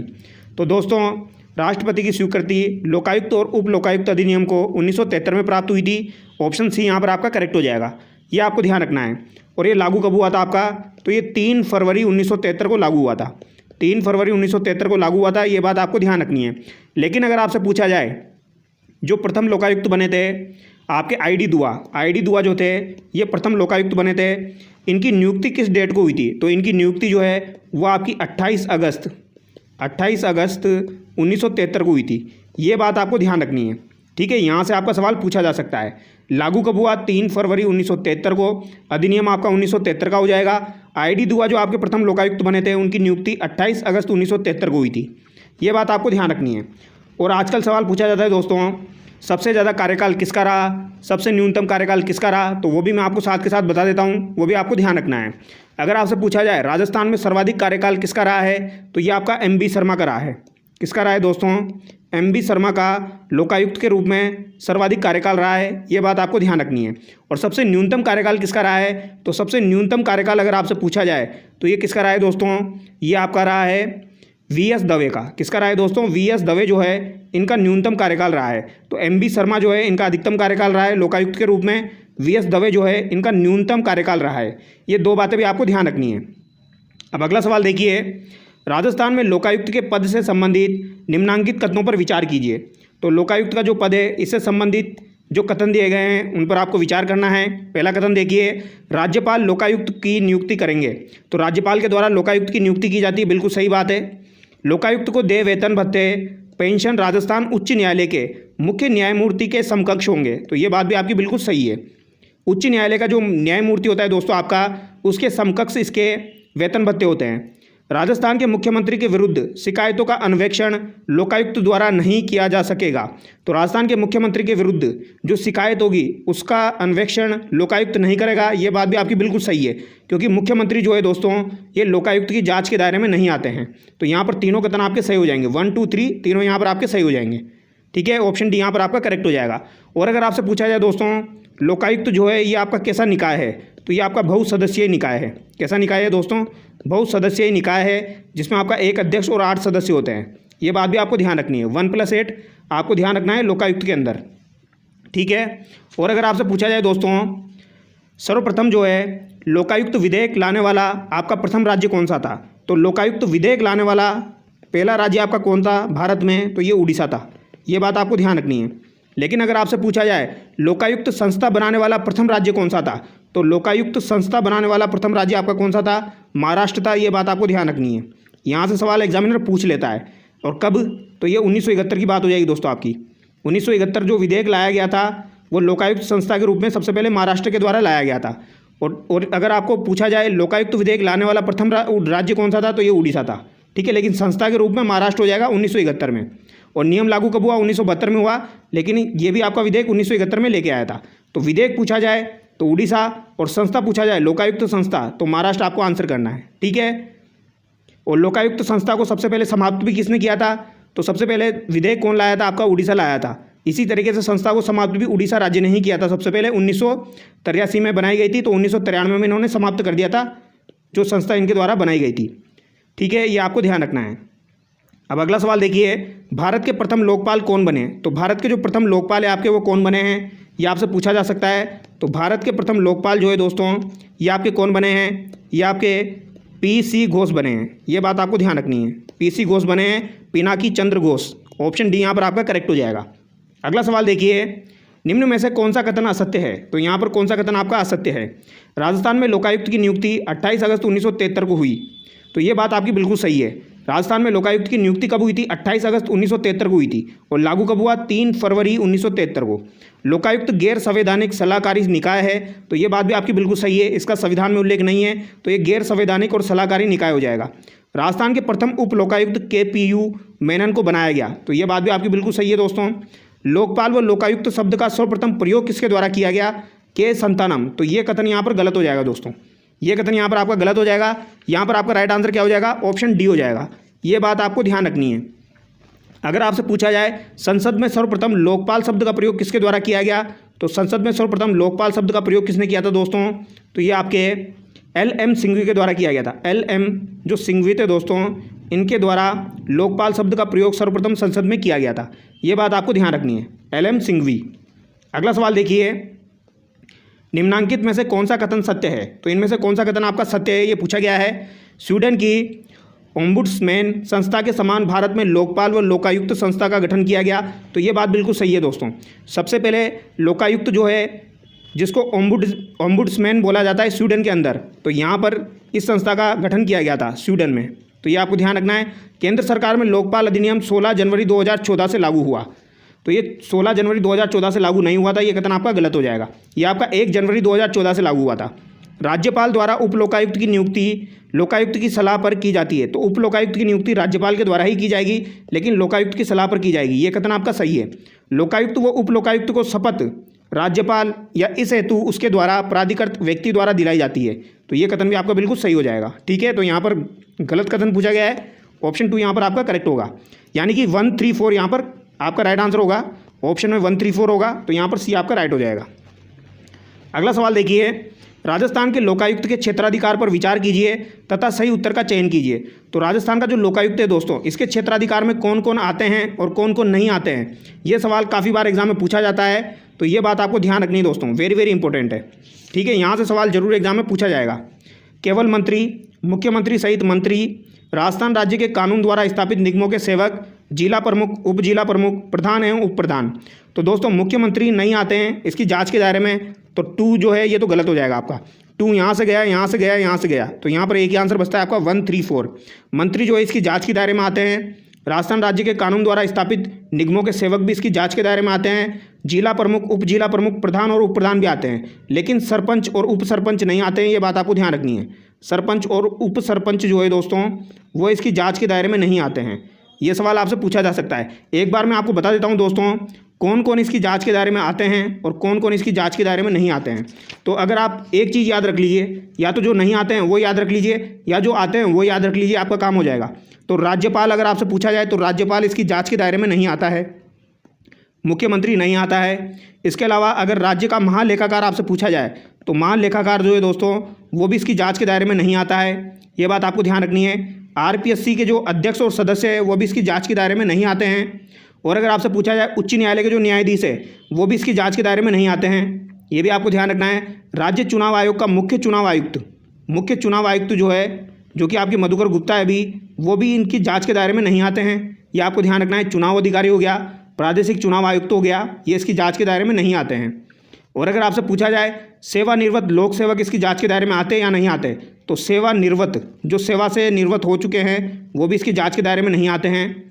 और विधानसभा के सचिवालय स्टाफ के अधिकारी और कर्मचारी, तो सचिवालय स्टाफ के कर्मचारी और अधिकारी जो है दोस्तों वो भी इसकी जांच के दायरे में नहीं आते हैं। तो इतना आपको ध्यान रखना है, ये इसकी जांच के दायरे में नहीं आते हैं, आपका काम हो जाएगा। अगला सवाल देखिए, राज्य स्तर पर लोकायुक्त की नियुक्ति की सर्वप्रथम अनुशंसा किसने की थी? तो राज्य स्तर पर लोकायुक्त की नियुक्ति की सर्वप्रथम अनुशंसा किसके द्वारा की गई थी? भारत के प्रथम प्रशासनिक सुधार आयोग 1966-70 के द्वारा, संतानम समिति के द्वारा, भारत के द्वितीय प्रशासनिक सुधार आयोग के द्वारा, या फिर आपका ऑप्शन डी है राजस्थान प्रशासनिक सुधार समिति 1963 के द्वारा। वेरी वेरी इंपॉर्टेंट क्वेश्चन है दोस्तों, ऑप्शन डी यहाँ पर आपका करेक्ट होगा। ठीक है, ये बात आपको ध्यान रखनी है। राजस्थान प्रशासनिक सुधार समिति 1963 जो है दोस्तों, इसके द्वारा ही राज्य स्तर पर लोकायुक्त की नियुक्ति की सर्वप्रथम अनुशंसा की गई थी। ये बात आपको दिमाग में बिठा लेनी है। ठीक है, राजस्थान प्रशासनिक सुधार समिति 1963, ये सवाल आपका पूछा जा चुका है दोस्तों, वेरी वेरी इंपॉर्टेंट सवाल है। अगला सवाल देखिए, निम्न में से कौन राजस्थान में लोकायुक्त की जांच के दायरे में आते हैं? अब यहाँ पर पूछा गया आते हैं, कौन कौन आते हैं? तो मंत्री तो आते हैं दोस्तों, यहाँ पर आपके सचिव जो है वो भी आते हैं, राज्यपाल नहीं आते हैं यहाँ पर। तो राज्यपाल यहाँ से गया, यहाँ से गया, यहाँ से गया, एक ही ऑप्शन आपका बचता है, ऑप्शन ए। स्वायत्त शासन संस्थानों के अध्यक्ष, ये भी आपके इसकी जांच के दायरे में आ जाएंगे। तो यहाँ पर ऑप्शन ए आपका करेक्ट हो जाएगा। अगला सवाल देखिए, निम्नांकित कथनों पर विचार कीजिए। राजस्थान में लोकायुक्त संस्था की स्थापना 1973 में की गई, बिल्कुल सही बात है। न्यायमूर्ति आई डी दुआ जो है वो राजस्थान के पहले लोकायुक्त बने थे, तो दोनों कथन यहाँ पर सही हो जाएंगे। ठीक है, अगला सवाल देखिए, लोकायुक्त के संदर्भ में निम्नलिखित में से कौन सा कथन यहाँ पर सही नहीं है, ये पूछा गया है। लोकायुक्त भारतीय राज्यों में एक भ्रष्टाचार विरोधी लोकपाल संगठन है, तो ये तो बात बिल्कुल सही है। सर्वोच्च न्यायालय के सेवानिवृत्त न्यायाधीश आई.डी. दुआ राजस्थान के पहले लोकायुक्त बने, तो ये बात आपकी बिल्कुल सही है। ये सर्वोच्च न्यायालय के न्यायाधीश भी रहे हैं दोस्तों, ये आपको ध्यान रखना है। राज्य का राज्यपाल लोकायुक्त और उसके उप अधिकारियों की नियुक्ति करता है, तो ये बात भी आपकी सही है। लोकायुक्त का कार्यकाल तय नहीं है और सरकार के लोकपाल के रूप में काम करते हैं, तो ये कथन आपका गलत हो जाएगा। लोकायुक्त का कार्यकाल तय है दोस्तों, इसका कार्यकाल जो है वो 565 होता है, ये आपको ध्यान रखना है। 5 वर्ष या 65 वर्ष जो भी पहले हो जाए, ये आपको ध्यान रखना है। ठीक है, अगला सवाल देखिए, राजस्थान में लोकायुक्त निम्न में से किस कार्य की जाँच नहीं कर सकता? भ्रष्टाचार की जाँच कर सकता है, पद का अगर कोई दुरुपयोग करता है तो उसकी जाँच कर सकता है, अकर्मण्यता की जांच कर सकता है, लेकिन अनुशासनात्मक कार्यवाही की जांच नहीं कर सकता। ऑप्शन ए ही यहाँ पर आपका करेक्ट होगा, ये आपको ध्यान रखना है। अगला सवाल देखिए, निम्नलिखित में से कौन राजस्थान में लोकायुक्त की जांच के दायरे में नहीं आते हैं? तो ये सवाल काफ़ी बार एग्जाम में पूछा जाता है दोस्तों, कौन जांच के दायरे में नहीं आते हैं? मंत्री, विभागीय सचिव, राज्य विधानसभा सचिवालय के कर्मी या महालेखाकार राजस्थान, तो जांच के दायरे में नहीं आते हैं, ये आपसे पूछा गया है दोस्तों। तो राज्य का जो महालेखाकार है दोस्तों, वो इसकी जांच के दायरे में नहीं आता है। ऑप्शन 4 यहाँ पर आपका करेक्ट हो जाएगा। अगला सवाल देखिए, अच्छा यहाँ पर और भी दिए गए हैं, सॉरी थोड़ी सी मिस्टेक हो गई, यहाँ पर महालेखाकार भी नहीं आता है और राज्य विधानसभा सचिवालय के कर्मी भी नहीं आते हैं। 3rd और 4th दोनों करेक्ट होंगे यहाँ पर। ठीक है, मंत्री इसकी जाँच के दायरे में आते हैं, विभागीय सचिव भी आते हैं, तो 3 और 4 इसका राइट आंसर होगा दोस्तों। ठीक है, ऑप्शन बी यहाँ पर आपका करेक्ट हो जाएगा। कभी कभी गलती हो जाती है दोस्तों। अगला सवाल देखिए, राजस्थान लोकायुक्त के संबंध में निम्न में से कौन से कथन सही है? तो यहाँ पर कौन से कथन आपके सही है? राजस्थान के मुख्यमंत्री लोकायुक्त के क्षेत्राधिकार से बाहर है, तो ये कथन तो बिल्कुल सही है, मुख्यमंत्री लोकायुक्त के क्षेत्राधिकार से बाहर है। दूसरा कथन देखिए, महालेखाकार राजस्थान लोकायुक्त के क्षेत्राधिकार से बाहर है, तो महालेखाकार जो है वो भी क्षेत्राधिकार से बाहर है, ये बात भी सही है। राजस्थान राज्य विधानसभा सचिवालय के अधिकारी और कर्मचारी लोकायुक्त के क्षेत्राधिकार से बाहर है, तो यह भी मैंने आपको बताया, सचिवालय स्टाफ के जो अधिकारी होंगे, जो भी कर्मचारी होंगे, वो भी इसकी जाँच के दायरे से बाहर होंगे। तो यहाँ पर राइट आंसर क्या हो जाएगा आपका? 1st, 2nd, 3rd तीनों यहाँ पर आपके सही हो जाएंगे। अगला सवाल देखिए, लोकायुक्त में एक लोक सेवक के विरुद्ध कितने वर्ष पुराने मामलों की शिकायत नहीं की जा सकती? तो लोकायुक्त में अगर एक लोक सेवक है, उसके विरुद्ध कितने वर्ष पुराने मामलों की शिकायत नहीं की जा सकती? तो यहाँ पर 5 साल से अधिक। ऑप्शन डी यहाँ पर आपका करेक्ट होगा। ठीक है, ये आपको ध्यान रखना है, इंपॉर्टेंट सवाल है। 5 साल तक ही आप जाँच कर सकते हैं लोक सेवक के विरुद्ध, 5 साल से अधिक हो जाएंगे तो आप जाँच नहीं कर सकते। ऑप्शन डी करेक्ट होगा। अगला सवाल है, राजस्थान में लोकायुक्त के संदर्भ में निम्नलिखित कथनों पर विचार कीजिए। तो लोकायुक्त के संबंध में जो कथन दिए गए हैं, इन पर विचार कीजिए। न्यायमूर्ति आई.डी. दुआ राजस्थान के प्रथम लोकायुक्त थे, बिल्कुल सही बात है। और कब बने थे? अगस्त 1973 में, वो भी ध्यान रखना है। लोकायुक्त व्यवसाय में शामिल नहीं हो सकता, तो ये कथन जो है ये भी आपका सही है। लोकायुक्त जो है वो व्यवसाय में शामिल नहीं हो सकता, वह संसद या विधानसभा का सदस्य होना चाहिए, तो ये कथन आपका गलत हो जाएगा। ऐसा कोई प्रावधान नहीं है, तो 1 और 2 जो है ये आपका करेक्ट होगा। अगला सवाल देखिए, राजस्थान में लोकायुक्त का कार्यकाल होता है, तो अभी मैंने आपको बताया कितना होता है दोस्तों, 565 होता है। 5 वर्ष या 65 वर्ष जो भी पहले हो जाए। यहाँ पर 5 कर लेना आप, 5 यहाँ पर मिसिंग हो गया। 5 वर्ष या 65 वर्ष की आयु जो भी आपकी पहले हो जाए, ऑप्शन डी यहाँ पर आपका करेक्ट हो जाएगा। ये आपको ध्यान रखना है दोस्तों, ठीक है, 565। अब अगला सवाल देखिए, यहाँ पर कुछ वक्तव्य दिए गए हैं, उन पर विचार करना है। राजस्थान में लोकायुक्त संस्था को वर्ष 1973 में स्थापित किया गया, सही बात है। अगला कथन देखिए, न्यायमूर्ति ID दुआ राजस्थान के प्रथम लोकायुक्त थे, तो दोनों बातें यहाँ पर सही हो जाएगी। ये सवाल शायद रिपीट हुआ है। अगला सवाल देखिए, निम्न में से किसे राजस्थान के लोकायुक्त के अधिकार क्षेत्र में सम्मिलित नहीं किया गया है? तो मुख्यमंत्री को सम्मिलित नहीं किया गया है, मंत्री, जिला का मुखिया, राजस्थान राज्य द्वारा स्थापित निगमों में कार्यरत सदस्य, तो ये तीनों यहाँ पर शामिल रहेंगे, लोकायुक्त की जांच के दायरे में रहेंगे। और एक बात ध्यान रखनी है आपको दोस्तों, लोकायुक्त जो है ये जांच कर सकता है लेकिन सजा नहीं सुना सकता, ठीक है, दंड नहीं दे सकता, ये बात आपको ध्यान रखनी है, कथन को ध्यान से पढ़ना है। अगला सवाल देखिए, राजस्थान में राज्यपाल लोकायुक्त की नियुक्ति के लिए निम्न में से किसके साथ परामर्श करता है? तो राजस्थान में राज्यपाल जो है दोस्तों वो लोकायुक्त की नियुक्ति के लिए निम्न में से किसके साथ परामर्श करेगा? तो ये किसके साथ परामर्श करेगा वो आपसे पूछा गया है। तो यहाँ पर दोस्तों ये मुख्यमंत्री, उच्च न्यायालय के मुख्य न्यायाधीश और राज्य विधानसभा के विरोधी दल के नेता के साथ ये जो है वो विचार विमर्श करता है। तो यहाँ पर ऑप्शन डी आपका करेक्ट होगा। दोस्तों लोकायुक्त जो है ये जाँच करता है, तो जाँच से आपको याद रखना है उच्च न्यायालय का जो मुख्य न्यायाधीश होता है वो भी इसमें शामिल होता है, ठीक है। अगला सवाल देखिए, लोकपाल शब्द सर्वप्रथम किसने दिया? तो लोकपाल शब्द सर्वप्रथम किसने दिया? अभी मैंने आपको बताया था LM सिंघवी के द्वारा दिया गया था संसद में सबसे पहले, ये बात आपको ध्यान रखनी है, ऑप्शन सी करेक्ट होगा। अगला सवाल देखिए, राजस्थान में लोकायुक्त एवं उप लोकायुक्त अधिनियम 1973 पारित किया गया, तो ये कब पारित किया गया यानी कब लागू हुआ? तो 3 फरवरी 1973 को लागू हुआ था। जबकि आपके जो अध्यक्ष बने हैं दोस्तों ID दुआ, ये कब अध्यक्ष बने हैं? 28 अगस्त 1973 को। अगला सवाल देखिए, राज्य के प्रथम उप लोकायुक्त थे, तो प्रथम उप लोकायुक्त आपके कौन हो जाएंगे? तो KPU मेनन हो जाएंगे। KPU मेनन जो है दोस्तों ये प्रथम लोकायुक्त थे, ये बात आपको ध्यान रखनी है, इंपॉर्टेंट है, ठीक है। अच्छा यहाँ पर एक और चीज़ बता देता हूँ मैं आपको दोस्तों, जो कि आपको ध्यान रखनी है। अगर आपसे पूछा जाए सर्वाधिक 2 बार कौन लोकायुक्त बने हैं, तो सर्वाधिक 2 बार आपके लोकायुक्त कौन बने हैं? ये आपके MB शर्मा ही बने हैं। MB शर्मा जो है दोस्तों ये सर्वाधिक 2 बार आपके लोकायुक्त बने हैं, ये बात आपको ध्यान रखनी है, ठीक है। और अगर आपसे पूछा जाए KPU मेनन ऐसे लोकायुक्त उप लोकायुक्त है जो राज्य के मुख्य सचिव भी रहे हैं, तो ये मुख्य सचिव भी रहे हैं राज्य के, ये बात भी आपको ध्यान रखनी है, ठीक है, मुख्य सचिव भी ये रह चुके हैं। अगला सवाल देखिए, राजस्थान लोकायुक्त संस्था की स्थापना की गई, तो ये कब की गई? 1973 में की गई। ज़्यादातर तो बेसिक सा सवाल ही पूछा जाता है। राजस्थान में लोकायुक्त की नियुक्ति के दौरान राज्यपाल निम्न में से किससे परामर्श नहीं करता है? तो किससे परामर्श नहीं करेगा? तो भारत के राष्ट्रपति से क्यों परामर्श करेगा वो? ऑप्शन बी यहाँ पर आपका करेक्ट हो जाएगा। प्रतिपक्ष का नेता, मुख्यमंत्री, उच्च न्यायालय का मुख्य न्यायाधीश, इनसे परामर्श करता है। अगला सवाल देखिए, राजस्थान में लोकायुक्त के क्षेत्राधिकार पर विचार कीजिए तथा दिए गए कूटों की सहायता से सही उत्तर का चयन कीजिए, ठीक है। यहाँ पर यह सवाल रिपीट हो चुका है दोस्तों, मुख्यमंत्री सहित मंत्री, ये वाला जो है ये इसमें शामिल नहीं है, फर्स्ट, थर्ड, फोर्थ इसका राइट आंसर हो जाएगा। अगला सवाल देखिए, निम्न में से किन पदाधिकारी के खिलाफ शिकायत प्राप्त होने पर लोकायुक्त राजस्थान द्वारा जांच नहीं की जा सकती? तो जांच नहीं की जा सकती लोकायुक्त के द्वारा, तो किन की जांच नहीं की जा सकती दोस्तों? तो सरपंच और पंच की जांच नहीं की जा सकती, ये मैं आपको बता चुका हूँ, ये बात आपको ध्यान रखनी है। तो यहाँ पर मोटा मोटा दोस्तों जो भी इंपॉर्टेंट चीज़ें थी वो मैंने आपको बताई है। MB शर्मा आपको ध्यान रखना है दोस्तों, मुझे लगता है ये सवाल आपका आ सकता है। सबसे ज़्यादा कार्यकाल आपका MB शर्मा का रहा है और न्यूनतम कार्यकाल आपका VS दवे का रहा है, ये बात आपको ध्यान रखनी है, ठीक है। और अगर आपसे पूछा जाए ऐसे लोकायुक्त कौन है जो उच्चतम यानी सुप्रीम कोर्ट के न्यायाधीश रहे हैं, तो वो आपके ID दुआ हो जाएंगे। और एक नाम और आपको ध्यान रखना है दोस्तों, मिलाप चंद जो है ये ऐसे लोकायुक्त है राजस्थान के जो कि कार्यवाहक राज्यपाल भी रहे हैं। क्या रहे हैं ये? आपके कार्यवाहक राज्यपाल भी रहे हैं ये मिलाप चंद, और ये लोकायुक्त भी रहे हैं। तो ये कुछ बातें हैं जो कि इंपॉर्टेंट है, पूछ ली जाती है, तो ध्यान रखना है। प्रशासनिक सुधार समिति 1963 वाला भी आपको ध्यान रखना है, तो नॉर्मली ये सवाल आपके यहाँ से पूछे जाएंगे। तो चलिए दोस्तों नेक्स्ट वीडियो मिलते हैं, थैंक यू सो मच।